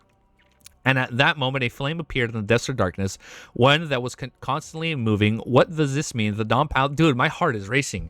The Dom Paladin, who was standing in the stronghold, couldn't think of anything at that moment. He could only feel his body trembling slightly. The dim yellow light slowly approached from afar. It passed by the campsite and headed beyond Afternoon Town. Vaguely, the Dom Paladin saw the two silhouettes that belonged to the humans. They walked deep into the darkness, and their silhouettes were strangely illuminated by the light. Holding what looked like a lantern, they slowly left the camp and disappeared into the endless darkness. At some point in time, the Dom Paladin was already holding his breath until the faint yellow light was completely gone. There are other humans. No, that can't be humans. The Dom Paladin's eyes narrowed as he carefully turned around and informed the elder of the 6-member council persisting over the camp. Oh shit, who is it? At this moment, he discovered that one of the lanterns hanging on a stone pillar was missing. This Dom Paladin body stiffened as a cold sweat broke out of his forehead. I can't read. As a cold sweat broke out of his forehead. As he walked away from Afternoon Town, Klein endured the stares of numerous pairs of eyes in the depths of darkness. He secretly made use of the powers of a Scholar of Yore, as well as his connection with Sephira Castle, to sense the grayish-white fog that was interwoven through history. He had succeeded. These last 3 volumes about to be like, oh man, it's gotta go by quickly, dude. Oh shit. And the next second, this thought disappeared. The corners of Amon's mouth curled up slightly as he walked beside him. The hanged man, wait, I skipped something. He had succeeded. Oh, I skipped a whole paragraph. This proved that the Forsaken Lands of Gods wasn't isolated from Sephira Castle. Oh, so we can still have our meetings. No shit. If Klein was able to get, if Derek was able to get summoned, then we shouldn't be isolated from Sephira Castle. The holy residence of the true creator, or even the divine kingdom, it's located in the piece of land. In the piece of land, if I were to trigger Sephira Castle and create an anomaly, would it cause him to cast his gaze over and clash with Amon? Who? He is a true god. I don't have extravagant hopes in escaping in chaos, but I can seize the opportunity to commit unaliving when he is dealing with Amon. With a thought, Klein, dude, this guy is being very unaliving right now. Unalivable. Oh shit, this is unalivable. We're talking about true creator, right? True creator. Okay.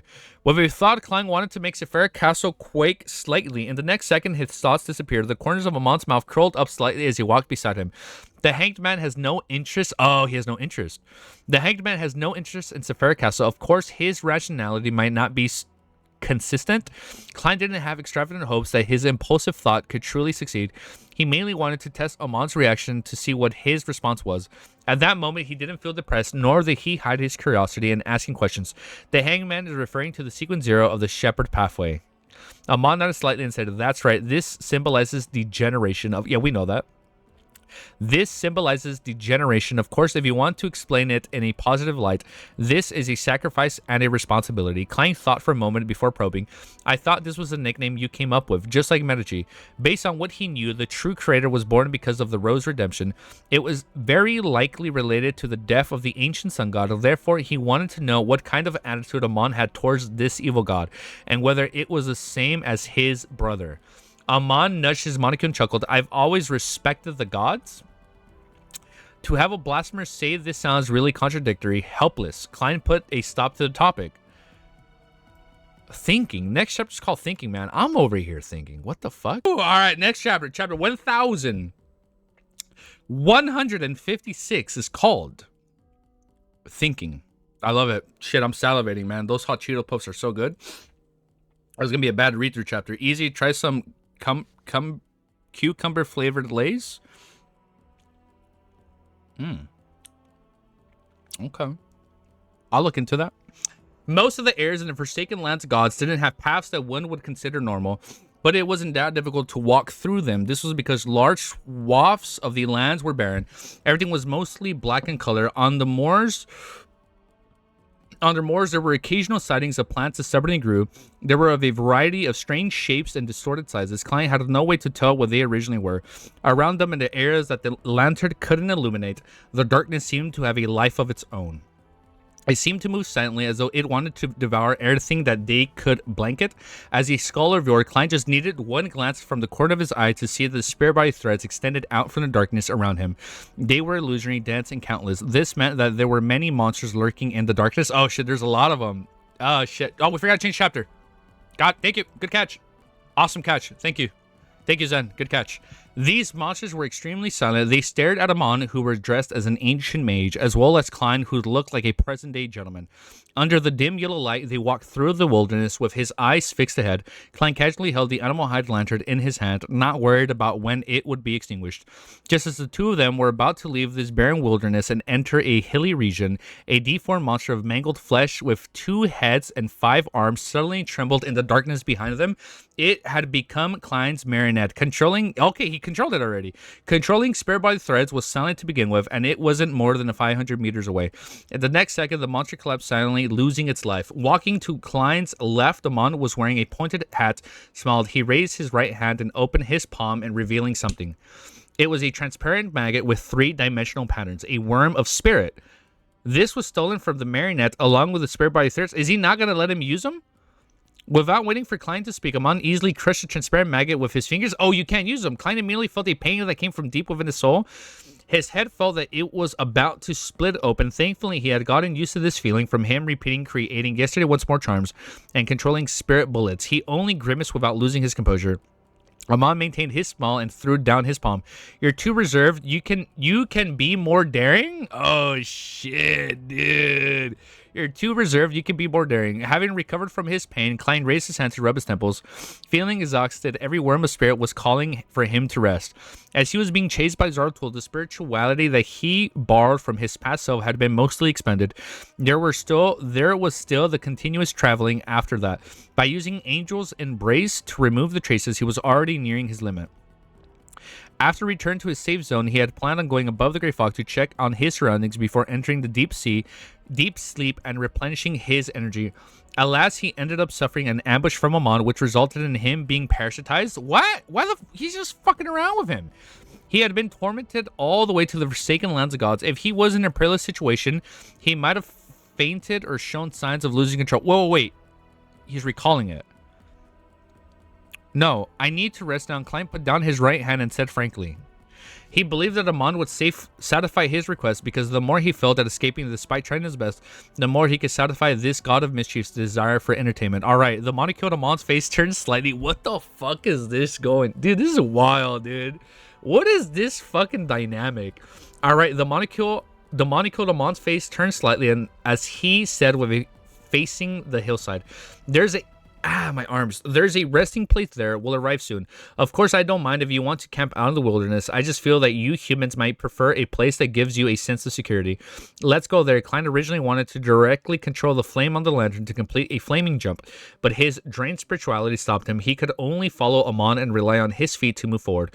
Along the way, with a mind of asking for more questions, he said to Amon, "Why don't you steal the distance to immediately arrive?" Oh, you can do that? Why don't you steal the Wait, no, that has happened before. Why don't you steal the distance to immediately arrive at our destination? Amon turned his head and glanced at... I don't want to do it.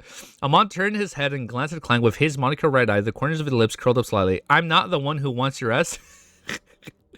Klein shut his mouth and quietly walked forward. After about 10 bolts of lightning flashes, Amon raised his hands and pointed diagonally ahead. We're here.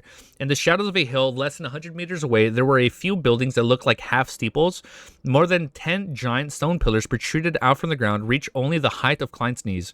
After a few strands of wild grass grew out from the crevices, their blade-like tips were dark red like blood. There used to be people living here. Klein rubbed his temples and asked, nudging the monocle with his right index finger. Klein, right index... Oh my god, I can't speak. My nose is getting congested.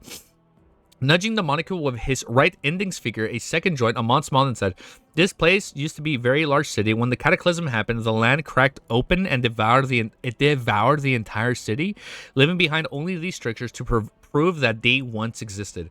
The destruction of civilization, this thought suddenly popped in Klein's mind. He sped up his pace and arrived at a destination where there were strange wild grass. After entering a half-collapsed building, Klein instinctively looked around and observed the place. The grayish-white stone walls that had cracked open had murals that had been washed away by thousands of years.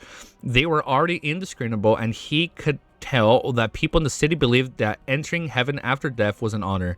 After regulating his breath, Klein threw away the animal hide lantern in his hand. Leaning against a thick stone pillar, he barely managed to imagine layers of spherical lights. Amon helping Klein learn history? I like it. I think this is going to be a good chemistry.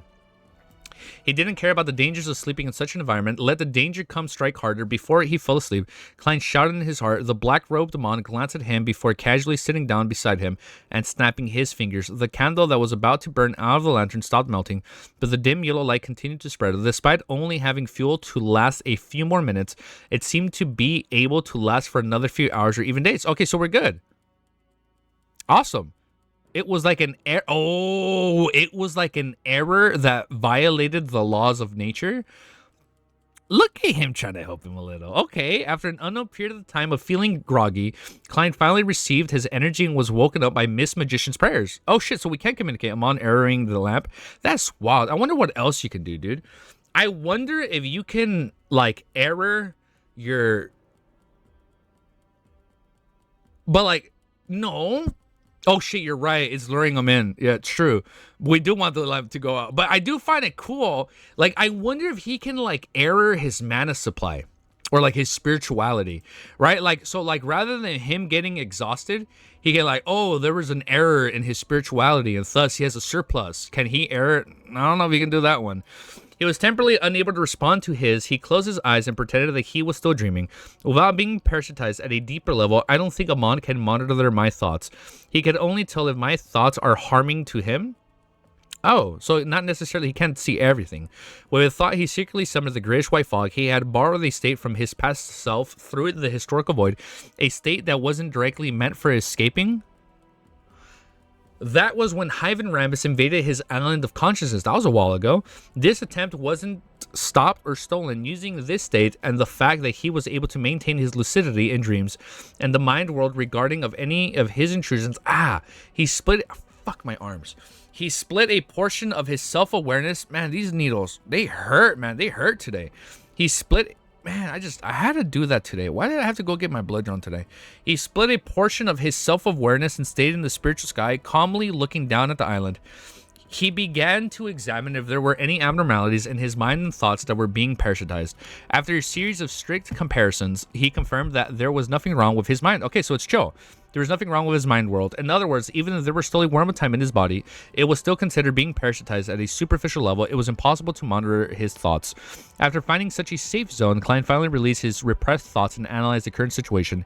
He considered the subsequent methods for self-preservation. Amon is a god of mischief and also a god of deceit. It's impossible that he is playing this game purely for his entertainment. If he really wants to do that, he can definitely wait until he meets with his true body and steals my fate. He can attempt it after obtaining Sephiroth, so that way, even if something unexpected happens, his main goal will also be achieved and he wouldn't suffer any losses. He'd be good. What is his goal behind this matter? If I can grasp the crux of this matter, I might be able to discover true freedom. It's like Attack on Titan, man. Freedom, dude. Also, after he recited the luck enhancement ritual incantation in Mandarin, he actually didn't show any concern towards this special language, nor did he ask any questions. This totally doesn't match the sense of curiosity that he portrays. Maybe he already knows Mandarin. Did he deliberately use the word bug to probe me so as to see what connections I'll make? But he didn't steal my thoughts, not if all my ideals are disjointed from one object. Bro, this dude is such an enigma. I wouldn't be able to discover that they've been stolen. Klein recalled the situation back then, and he used the logical connections between his thoughts to confirm that he hadn't had his thoughts stolen. This made him confirm one thing. That was that being parasitized at a deeper level, Amon could directly monitor his thoughts without stealing it. Amon made it seem that he had to notice malintent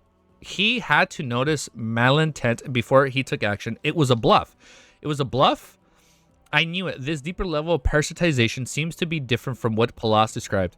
Based on this deduction, the thoughts that I've been thinking of all along that they had been heard by Amon, including fellow Earthlings and child education, how terrifying. Thankfully, when I was plotting to destroy the advancement ritual of George III, I had imagined the perilous situation of being parasitized by Amon. Half of my thoughts were instinctive reactions, while the other half was intentionally let loose. This way, not only do I reveal my secrets, but I can also use this to gain Amon's trust, concealing the most important and core matters. For now, he definitely knows that I plan to obtain more historical secrets from him so as to quickly digest the Scholar of Your portion. However, he doesn't know that I'm not far from being able to fully digest it. I'm just a few steps short of just one opportunity away. That fast? Did Amon deliberately remove the parasitide and play such a game with me because he had once heard of Earth from ancient sun god and had come into contact with some secrets? He plans on using my attempt to save myself to complete certain matters that might be inconvenient or impossible for him. If that's the case, there will definitely be something happening next. Yes, I have to show that I didn't notice this and still plan on escaping like a normal person.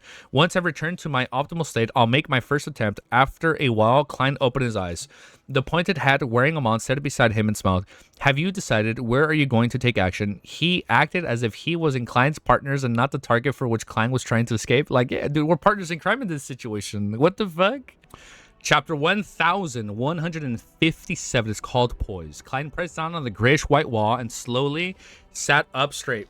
He smiled and shook his head. I don't know where we go, man. Before I fill my stomach, my brain refuses to work.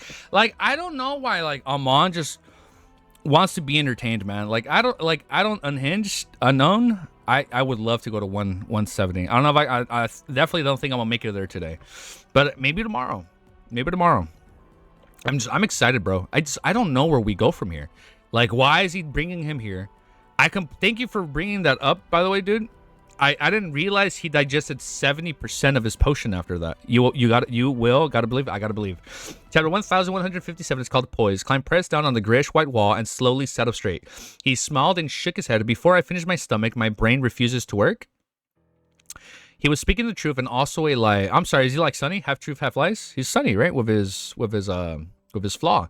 He was speaking the truth and also a lie. This is because before becoming a complete mythical creature, a saint will still be hungry and thirsty, but to a Seeking 3 demigod, not eating or drinking for half a month wasn't a problem.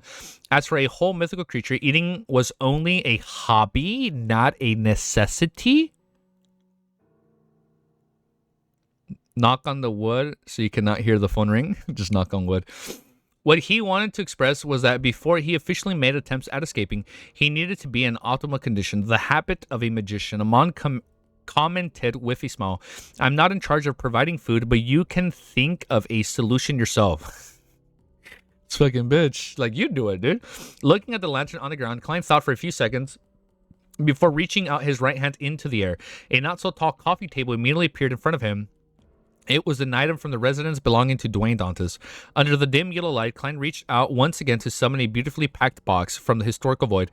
Inside the box was a set of cutlery, including a knife, fork, and cup. Look at this dude being all fancy. The reason why he chose this item was because he couldn't form a set of cutlery by individually summoning them. He could only maintain 3 images from the historical void at the same time. After setting up the cutlery in a leisurely manner, Klein politely turned his head to the side and nodded at the pointed hat wearing Amon. Following that, he summoned a medium well-done steak covered in a black peppered sauce. I landed it on the porcelain plate, emitting some steam. Damn, that sounds good. With him slicing the meat with his knife, he revealed the remaining edge of the pink protein. Klein forked a piece of beef and stuffed it into his mouth. He felt that the texture... I feel like I'm reading Food Wars over here. He felt that the texture was real and the texture was succulent. It wasn't fake at all, and it was really calmed the anxiety of his stomach. For 15 minutes, not only will I not feel hungry, but I will also receive real provisions. After swallowing the piece of beef, Klein smiled and introduced it to Amon like a hospital host, and not a pitiful beyonder who had been kidnapped. Amon pressed the crystal molecule and nodded with a smile. I've tried it. It's not bad. He did try it. He was eating steak last time when he was in Backland. Your ability to adapt is really quick. Are you really not considering being my blessed? Oh, he wants him to be his blessed so badly now. Oh, dude, he wants him. No, there's no... Dude, Amon, bro, he's being a little on the nose. He's going to be so tsundere. It's like, oh, no. Are you sure you want to be my blessed? Or no, reverse tsundere. Be my fucking blessed. At the end of this volume, be my blessed. Cuttlefish described food sensually since volume 1. He's been doing it. Yeah, he's never missed.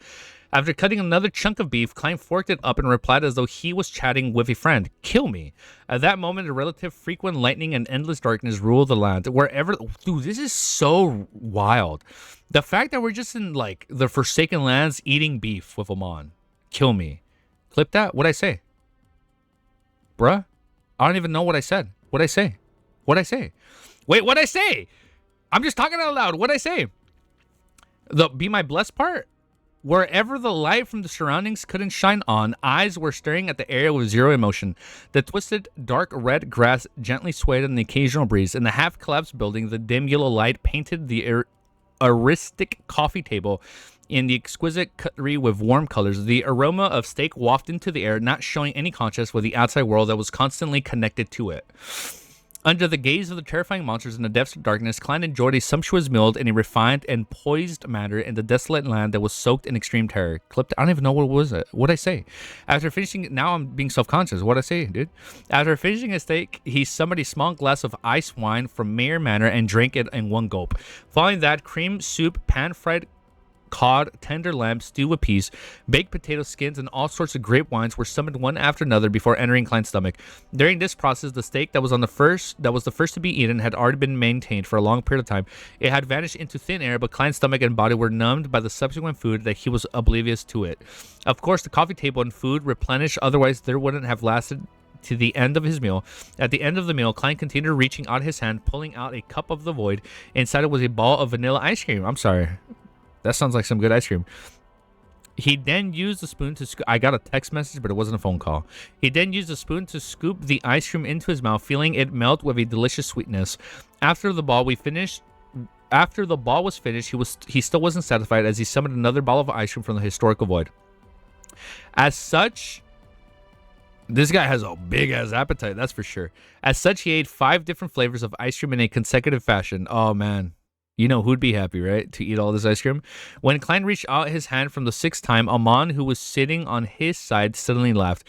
Your fate has an abnormal change. You're lucky enough? Your fate has had an abnormal change. You're lucky enough. Is this your preparation? Klein's right hand immediately froze in midair. His pupils seemed to dilate to a certain extent. Almost at the same time, in the darkness around them, where the lanterns couldn't shine, strange creatures twitched and instantly became Klein's marionettes. This time, Klein sent out 100 worms of spirit in one go, hoping that one of them would be lucky enough to avoid Amon's theft. Right on the heels of that, behind 100? Wouldn't that like completely hurt him if Amon shatters all of them? Right on the heels of that, behind the coffee table, a figure wearing a black coat and no hat was replaced by a disgusting vampire covered in pus. Vampire? The heuristic coffee table and an exquisite cutlery shattered like glass that had smashed to the ground. Countless cracks appeared and shattered. They quickly returned to the historical void just in case it affected Klein's subsequent summoning attempts. Wow, loop. We're in a time loop. I just read that. They quickly returned to the historical void just in case it affected Klein's subsequent summoning attempts. In the next second, the 100 marionettes along with Klein,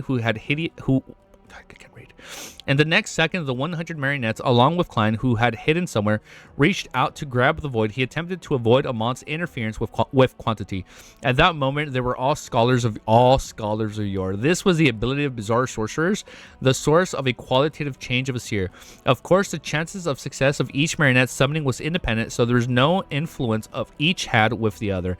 At that moment, the projection that Klein was summoning was a projection of Renette Tanker, who had recovered to her peak state. You can do that in the Tudor ruins. Due to the contract and charm, she was the easiest angel projection he could summon from the historical void. Amon was still sitting leisurely in his spot. His monocle emitted a faint glow as he watched a 101 Klein summon at the same time. With his right hand reached out in an orderly manner before being retracted, none of his 100 marionettes succeeded. He didn't drag Renette Tinker out of the void. At that moment, Amon raised his right hand and also grabbed ahead of him. His arm sank slightly as he casually pulled it back. Outside of the half-collapsed building, a huge cloth doll... Oh shit, she's here! A huge cloth doll as huge as the castle appeared. It was wearing a dark and complicated long dress bound by vines. Ancient Bane Renette Tanker. Amon had stolen the historical image that was summoned. Wait, Amon stole that. Amon had stolen the historical image that was summoned by Klein.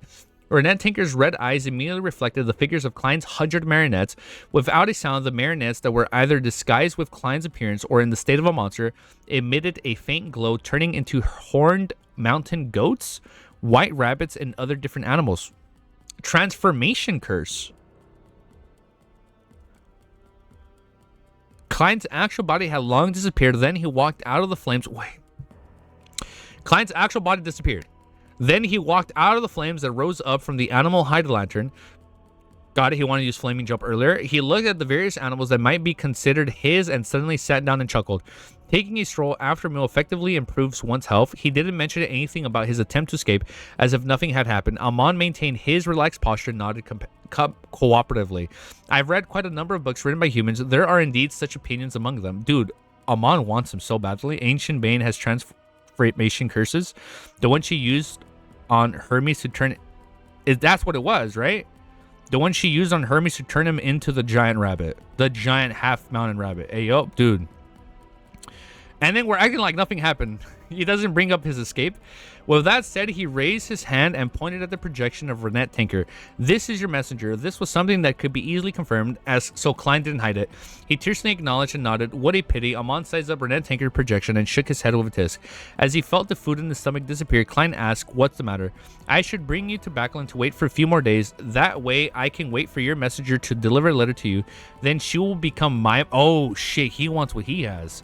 Then she will become my messenger. Amon nudged his monocle on his right eye and said with a smile, snatching an angel messenger, that will be very challenging and fun, isn't it? Life needs some fun, excitement, and anticipation.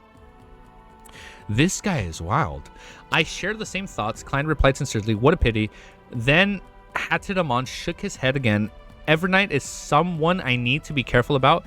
If we stayed there any longer, even I wouldn't have an idea what would happen. As he spoke, all right, I'm excited when that happens. As he spoke, this angel of time dispelled a historical void projection of Renette Tanker, allowing her to vanish from front of Klein. You seem to be very wary of the goddess. Klein pretended to be a devout believer of the Evernight goddess. Of course, he didn't need to don a disguise. He was still a bless of Evernight. Amon's gaze shifted to the lantern inside the half-collapsed building and looked at the dim yellow light. I'm unable to steal things that I'm curious about for a concealed state. I'm unable to steal things that I'm curious about from a concealed state. Oh shit, that's perfect. That's perfect when we go back. I can't decipher what other arrangements she might have and what the key thing to take note of are. To a king of angels of the Marauder pathway, there was sufficient reason to be apprehensive. Taking advantage of the opportunity while Amon was answering his questions, Klein suddenly recited the honorific name of the Evernight goddess in Jotun. You are the Evernight goddess who stands high in the cosmos that are more eternal than eternity. Just as he said that, his thoughts were lost. If he hadn't had such plans previously, he wouldn't have known that he had made such an attempt. Amon turned to look at him and said with a smile, "Are you trying to sound me out, believing that I'll also repeat your words after stealing your thoughts and words?" Could work. At sequence 4 parasite, one is able to control the stolen atoms and make them appear at a suitable time. Is that so? Klein nodded gently. Thank you. Thank you. As he spoke, Klein quickly summarized his experience and lessons of his escape attempt. Because the existence of the contract and their subordinative relationship, summoning Miss Messenger is the easiest amongst all the angels I know. Summoning the ice cream from the past will can establish a subtle... Oh, that's why he was eating the ice cream. Summoning the ice cream from the past will can establish a subtle connection when he who represents fate and allow me to be blessed with luck. Yes, every ball of ice cream represents a portion of my luck, so he had 5 chunks of luck. I originally planned on summoning ice cream as a... I'm getting a phone call. As a cover to secretly summon the Snake of Fate. I think it was a phone call. In the future, the summoning had to be done from a certain degree of interference. Otherwise, Amon would be able to directly steal the historical void. Imagine I summon? You can do that? It would only be giving him a helper after going through so much effort. Just as his thoughts raced, Amon pointed at the bunch of animals that had been cursed by transformation curses, and he said with a slightly evil smile, "Aren't you worried that there won't be any suitable food in the forsaken lands of gods? There it is. As long as we don't dispel the curse, they're real animals." Klein wasn't stunned and suddenly looked at the goats and white rabbits.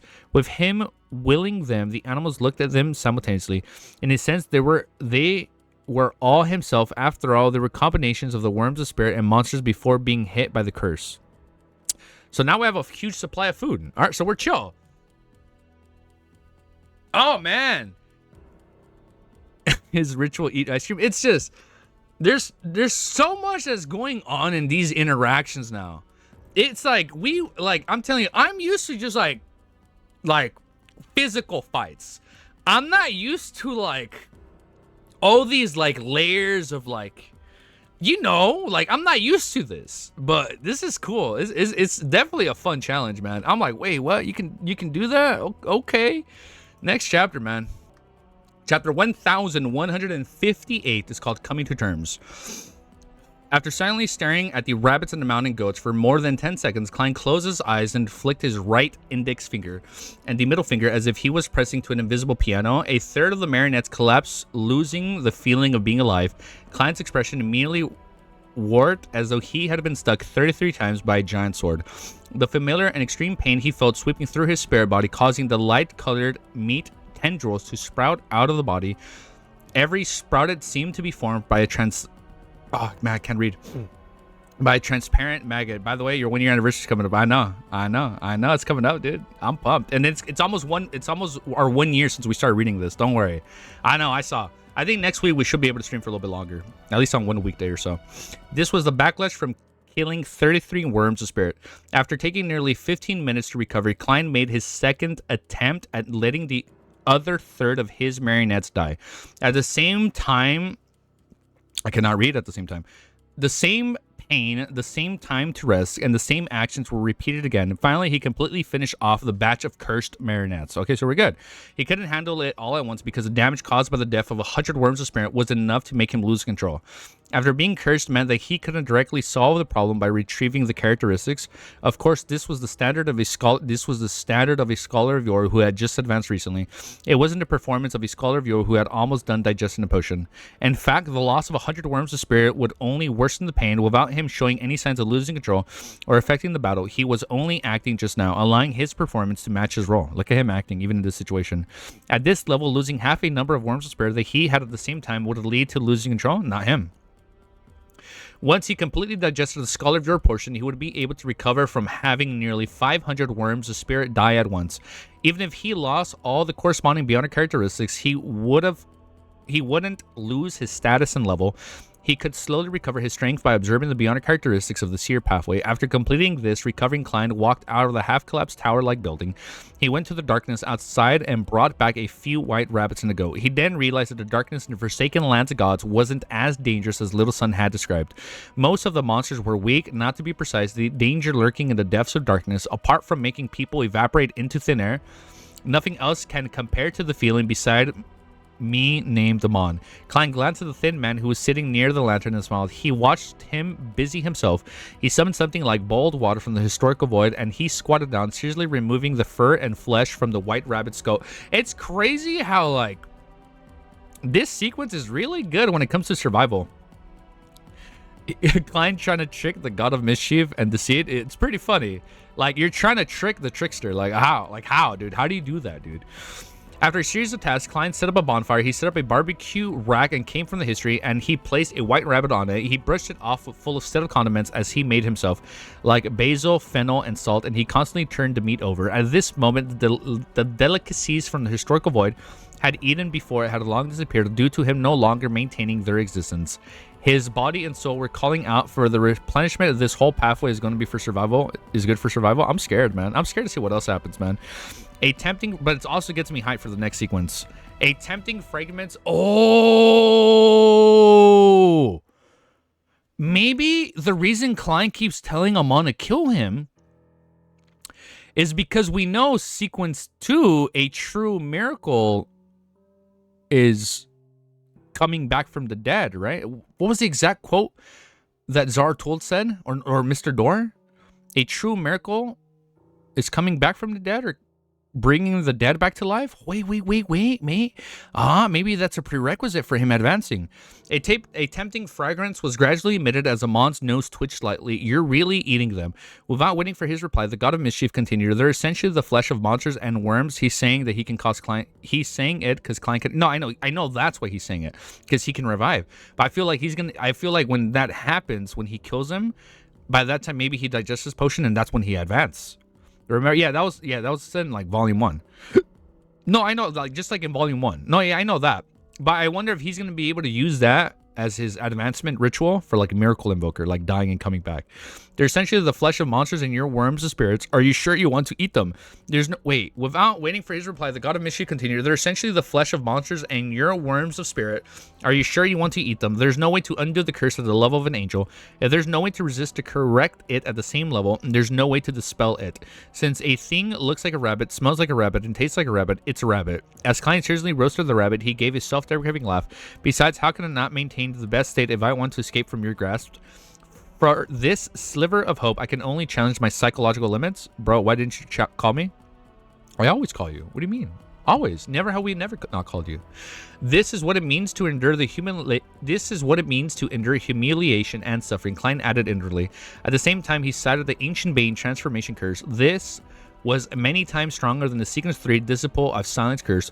There's almost no limit to the amount of time it can be maintained. Clearly, an ordinary animal can use all of my beyond powers through the Worm of Spirit, but a deformed marionette due to a curse is impossible.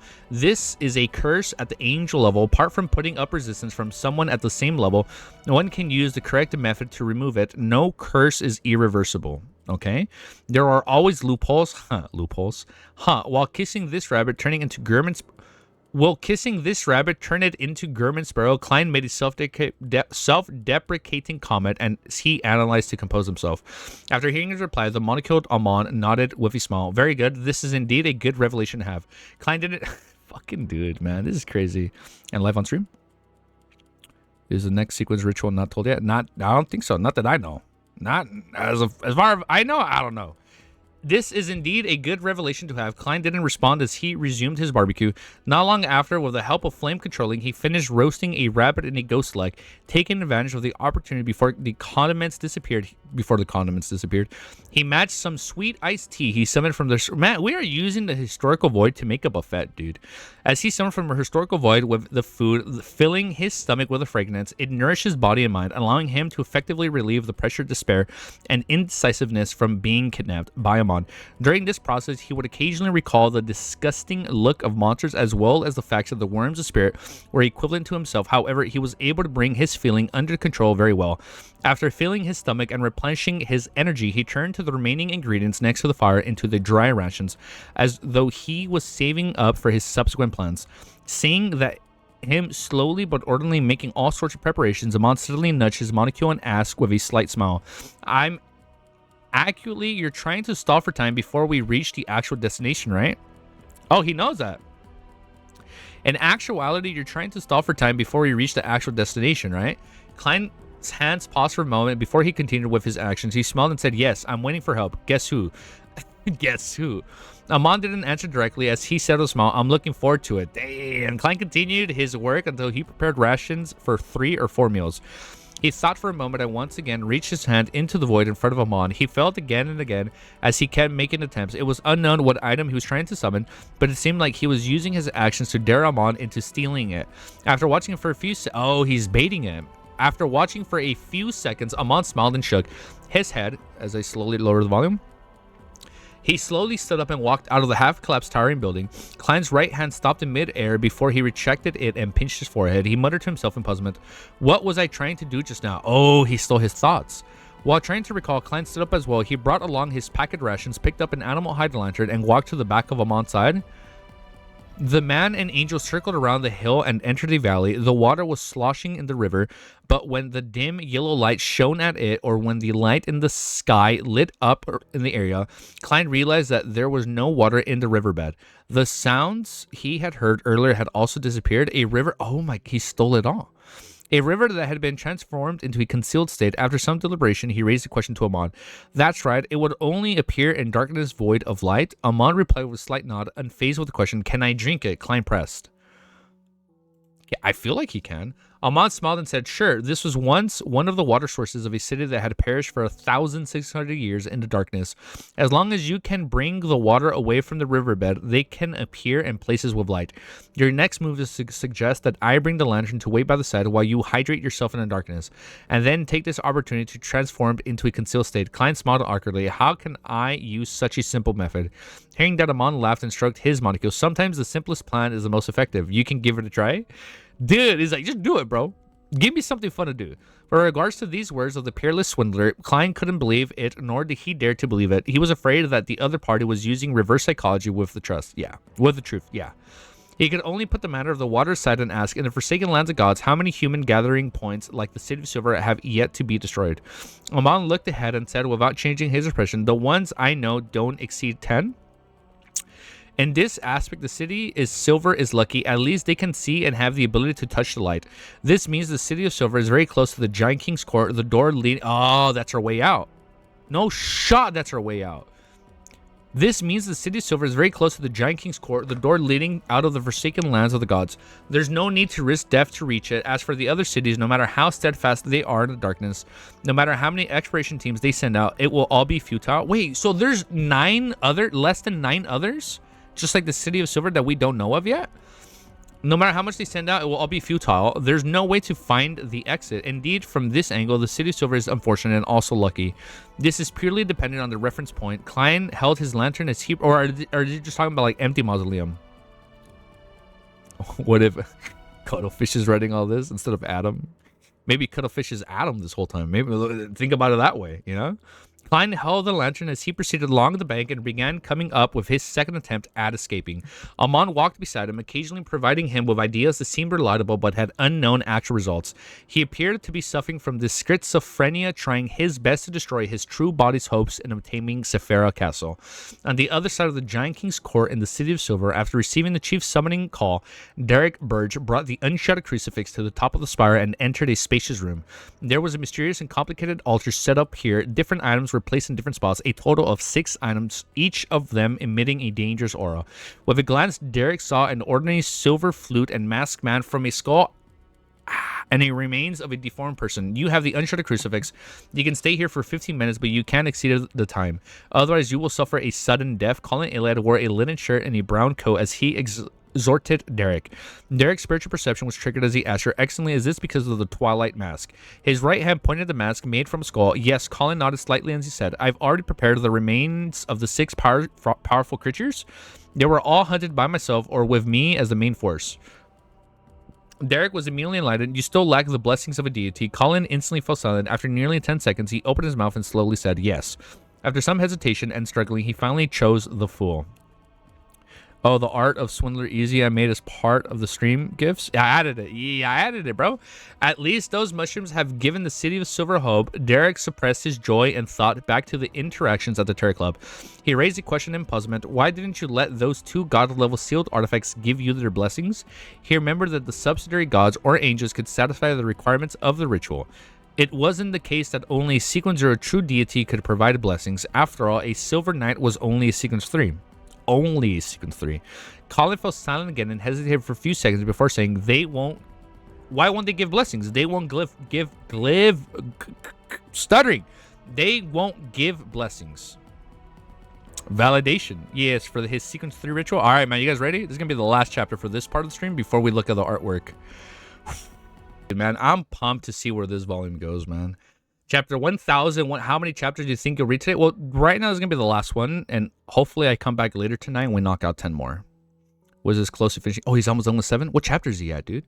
Chapter 1159. Is he? I assume he's like around the 300s, 200s? Chapter 1159 is called Validation. They won't give blessings. Derek said with a little confused as I check my timestamps.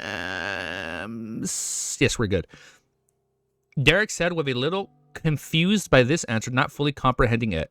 Back in the afternoon town camp, when he handed the Silver Knight potion form to Chief Colin Iliad, the other party had praised him for making a huge contribution. He believed that the upper limit of the City of Silver was no longer that of Sequence 4, and his tone didn't reveal the need to seek blessings from external sources. 13. Wow. He is reading until 13:35 next stream. Wow. He's going to have a headache. Oh, man. There's so much probably is going to happen, dude.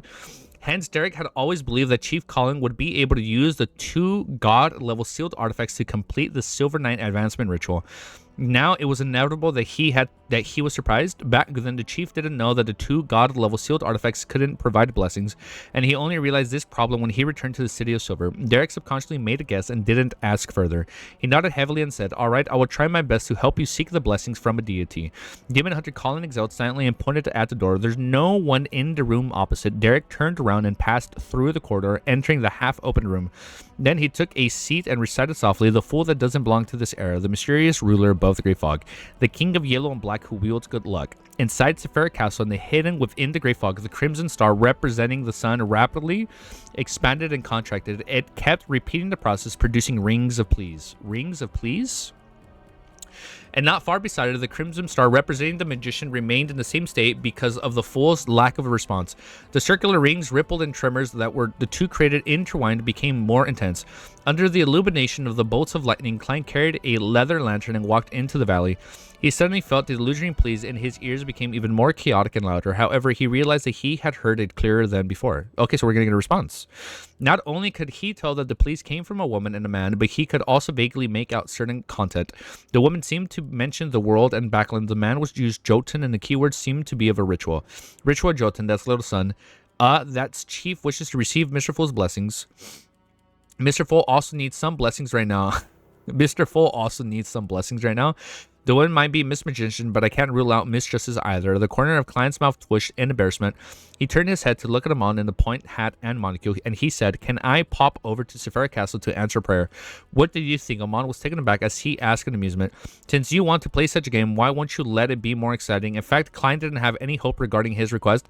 This is because as long as he could return to Sephira Castle, he could use the power there to make the first step in escaping from his predicament. This was equivalent to getting Amon to just set him free. I feel like that'd be funny though for him, right? The reason he mentioned this was because he wanted to use this to start the subsequent topic. Amon nudged the crystal monocle with his knuckle and chuckled. "As a god of mischief, I've been alive since the third epoch. I believe you know what that means. Yes, what do you want to ask?" This is an accurate grasp of my state of mind and thoughts. Klein sighed and asked, "Why did you parasitize the City of Silver's exploration team back then? You even patiently stayed in the dungeon for decades." Amon nodded and replied in a relaxed manner, "I had a premonition the City of Silver would obtain extremely important information. Now this prophecy has come true, right, Mr. Fool? He did all of that just to wait for me and the Terror Club?" From the looks of it, the Marauder Pathway Kings of Angels can see the disturbances and fate caused by Sephira Castle to a certain extent. I assume because they're interchangeable. Can't wait for Volume 8 movie in 9 years. I'm pumped, bro. From the looks of it, the Marauder Pathway Kings of Angels can see the disturbances and the fate caused by the Sephira Castle to a certain extent. Klein had never expected the answer, leaving him momentarily at a loss at how to continue the topic. After about 10 seconds, he said, "You're really patient. He was a king of angels who liked to play pranks, yet he actually stayed inside a dark dungeon without any source of entertainment for decades. This has nothing to do with patience. It didn't take too much of my time. Compared to the thousands of years he's been alive, I think that's okay." Amon casually replied, "I'm still used to using a human standards when talking about a deity. To Amon, who was born as a complete mythical creature, a few decades is nothing. He might even be more than 3,000 years old." Klein regulated what he knew and asked again. "The City of Silver is one of the few places that persist on believing in your father. Aren't you going to overboard with what you did to the exploration team?" This question didn't seem to be necessary, but Klein believed that it would aid him in understanding Amon's thoughts and style, doing so in order to see if there was anything that could be used. Amon turned his head and glanced at him with his monoculed right eye. He said with an indifferent smile, "If it was for their faith in my father, the City of Silver would already be reduced to ruins." Really? But didn't he technically save them even though he forsook them? Wouldn't it already be reduced to ruins? According to my observations, they're hiding quite a significant secret. As for what it is, because of my gaze directed by you and the Hanged Man, I haven't had the chance to pry into it, so he doesn't know. A true-born and mythical creature, the deaths of just a few humans might be equivalent to trampling on a few ants to death.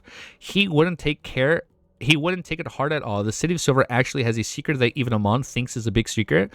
What could it be? Klein thoughtfully changed the topic. Bro, what's going to happen in this volume? Was Dark Angel Sincere really created from your father's rib? That has to be part of it. Maybe that's part of the secret. This was something that Klein had wanted to ask the entire time, but he hadn't found the opportunity to ask. The smile on Mon's face faded as he looked at the darkness in front of him. Oh, now he's being serious. Yes, he separated a portion of his characteristics from the corresponding negative personalities. He used his rib as the materials to create Dark Angel Sincere. If that wasn't the case, how could a proud and arrogant person like Medici obey the so-called left hand of God, the deputy of heaven? Without Sincere's rebellion, implication, and influence, even if Evernight, Earth, God of Combat, and the other kings of the angels join forces, it's impossible for my father to perish. Impossible. Indeed, Dark Angel Sincere is the most key factor in this matter. It's not, so he's bigger than we're thinking. Well, he's a lot bigger than I thought. It is no wonder the goddess wanted to bewitch him at the very beginning. Who would have thought that he would betray himself? Klein's initial speculation of the Battle of the Gods had been confirmed. He felt his Skull of Your potion digest a little, all because he's learning history. His potion is digesting a little bit more. He deliberately hesitated and made a guess. Could your father have foreseen such a development? Dark Angel Sincere is also the key to his resurrection. Amon steadily laughed. You asked so many questions in order to further digest the Scholar of Your potion, right? Klein, oh, he's onto him. Klein pretended to break out in a cold sweat, and he quickly adjusted his state of mind. I'm just curious, what are you looking at? Oh, he's pretending to be sweaty. I'm sweaty. I'm actually sweaty. He is scholaring the Yor. He is definitely scholaring the Yor. I'm just curious, what are you looking for in the Forsaken Lands of Gods? What are you pursuing? The Marauder Pathway Sequence 1 beyond a characteristic that you're missing isn't here, nor is it Sephira Castle. Are you trying to revive your father? Amon maintained his smile and looked straight at him. Yes and no. My zealous brother, Adam, is already very close to reviving my father? What? He probably doesn't need my help anymore. So what the fuck does he want? Adam really wants to revive the ancient sun god. I thought that he was purely doing it for the sake of becoming a sequence zero. Without hiding anything, Klein recalled out the name of the Twilight Hermit Order leader. He was even looking forward to Adam beating his young... Oh, I'm sorry. Adam versus Amon is going to be sick. Oh, he come back. Oh, it's going to be a good volume, huh? Oh, it's going to be a good volume. He was even looking forward to Adam beating his younger brother up. Of course, beating someone up wasn't in line with the style of Kings of Angels, the Spectator Pathway. We can make an exception. There's no need to mention it. His name, he won't interfere with my matters, nor will I interfere with his. I don't address him as Adam because I think that is a nickname like Zealous is very suitable for him. Suitable? I have to say that Medici is very talented in giving nicknames. Also, even if I say his name, he wouldn't be able to hear it if I don't wish for him to hear it. Okay, at this moment, the monocled Amon smiled as he exposed Klein's ideas. Following that, Klein didn't mention the Dark Angel any further because it was obvious that Amon wouldn't answer. Before long, the man and angel walked out of the valley and saw a silent city. More than half of the buildings in the city had collapsed. Remaining ones had a sharp roof, as though they were towers that led to heavens. On the surface, dark red vines and plants grew, forming fruits whose edibility was edibility, like if it's edibility was unknown. After entering the city, he discovered that there were stone coffins placed in front of each house. Inside were skeletons of recently rotted corpses. Ugh. A common point between them was that them being greatly deformed. Some had 4 legs, some had a slit in the middle of their eyebrows. Some lacked skins directly revealing their flesh. Some had arms wrapped around their neck like tails. This was originally a city that believed in the phoenix. Later, it converted its target of fate to my father, but it retained some customs related to death. The Molecule Amon casually sized up his surroundings and said, after the cataclysm... More lore? Okay, this sounds important. The Molecule Amon casually sized up his surroundings and said, after the cataclysm, they were left behind in the forsaken lands of the gods. Okay, I get this. However, there were no edible, relatively normal plants around them. Okay, yes. So they could only eat those corrupted monsters. Over generations, their bodies began to produce defects and psychological problems. Eventually, they were completely wiped out. Oh. The cataclysm brought about the goddess's assassination of the City of Silver's creator really was a calamity for civilization.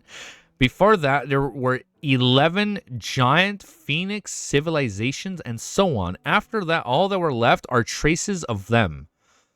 When Klein thought of the city that he had been swallowed into the ground, he sighed.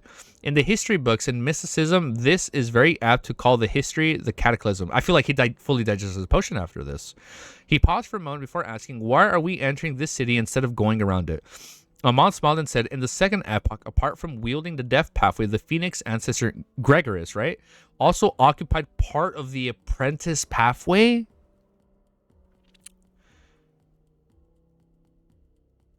Ancient Death, the Phoenix ancestor Gregorius also occupied part of the apprentice pathway. Oh my god. My brain.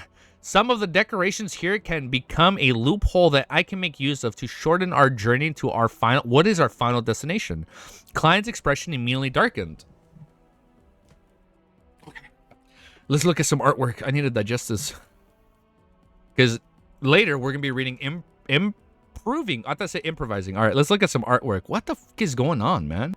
Final, I see what you guys are doing there. Final destination, bloodline, death, final destination. I didn't catch that reference. Ancient Sun God didn't have the potion system knowledge, so they did whatever and had weird authorities. Man, that's gross though. No spoilers in artwork, Milosh? Probably not. Only one way to find out. Am I right, guys? Or am I right? All right, only one way. Only one way to find out. Only one way. All right, here we go. Here we go. Here we go. Here we go. Only one way to find out. When we'll read again, hopefully later today in a few hours, if not tomorrow. There was one I told him to take it off. Okay. If we don't read later today, we'll definitely read tomorrow a lot earlier. Oh yeah, just checked. All right, here we go. So beautiful Force. Milosh, man, you're right. Force grows on me. She's growing on me. Stream likes for me. I think right now on my condition, it says it's still good. I'm not sure, dude. Maybe. Force is the girl of my heart. Oh, look at that. She looks beautiful. What even is this creature? All right, here we go. Here we go. Oh my god. What the fuck is this, dude?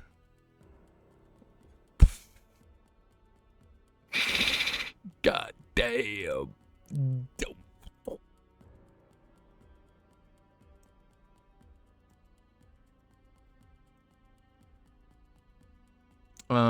Hey Jap, GBT, can you write me a fanfic? Oh shit, wait, I think it might actually respond. Don't respond. I don't know, where's my phone? No, we are not sailing the ship. No, the ship is not sailing. All right, let's look at this, man. Oh man. Oh man. Oh man. Oh man. Look at that. It's crazy. Is that a cat? Is that Brody? Is that the cat Brody? Oh, he is sweating, dude. Oh, I think this is gonna be our thumbnail. I think this is our thumbnail. It's gonna be awesome when it gets animated, dude. Oh wow, this one is cool, dude. Oh, this is gonna be sick. Wow, that is tight. What the fuck is this eye, dude? Who are all these people?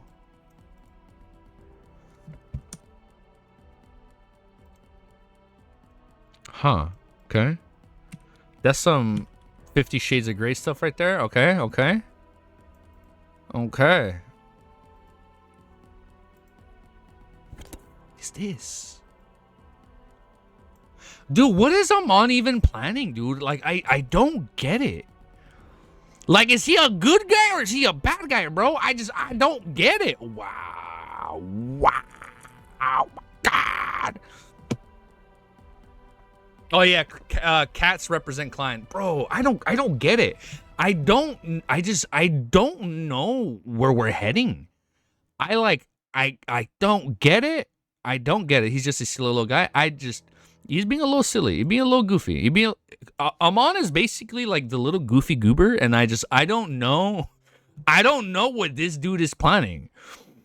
I find it crazy that he's like, I'll give you one chance to escape. He's a little silly god. He's a little goofy goober. His plan, based on what he told us, is to bring him to a destination. True. But the thing is, this isn't his body. This is not his main body. The one we're with is not, who knows? Well, look, okay, so the one we're with is not, thank you for bringing that up, Mick. He did say, I'll bring you to my real body. And so this is not him. I've always thought this was a real him. No, this is just another marionette of his.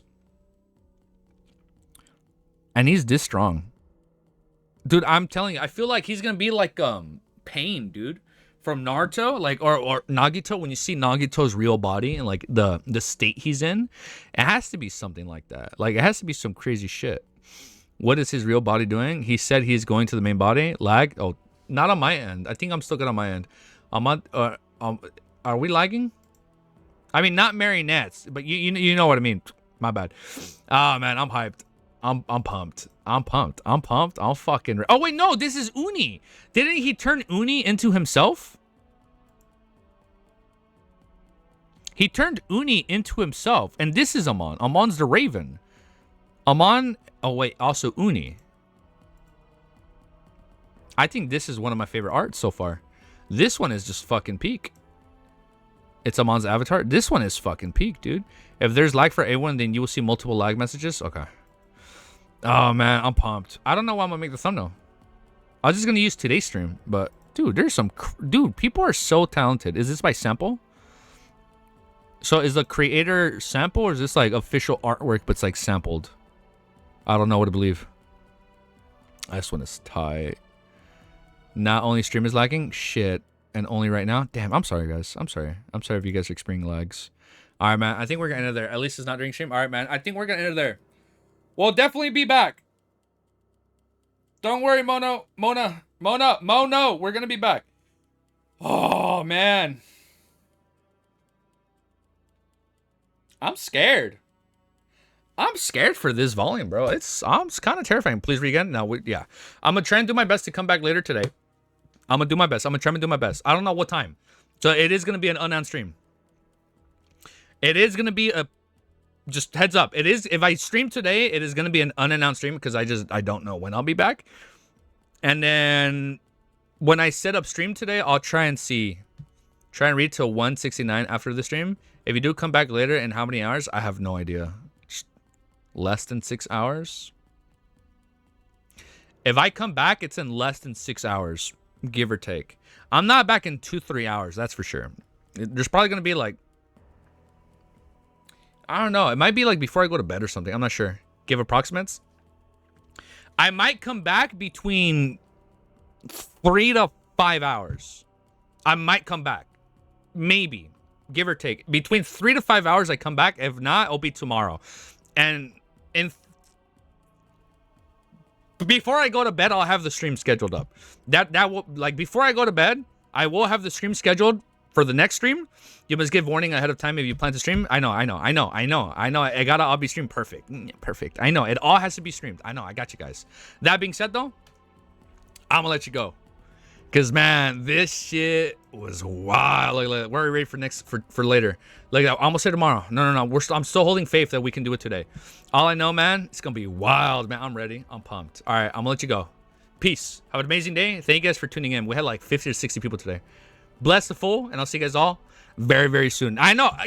I am so glad we are getting in a. I've been telling you guys, like, we are going to get like a City of Silver volume and Abyss volume. Like, I've been telling you guys, and this is it. Oh, peace. Have an amazing day. Later, guys.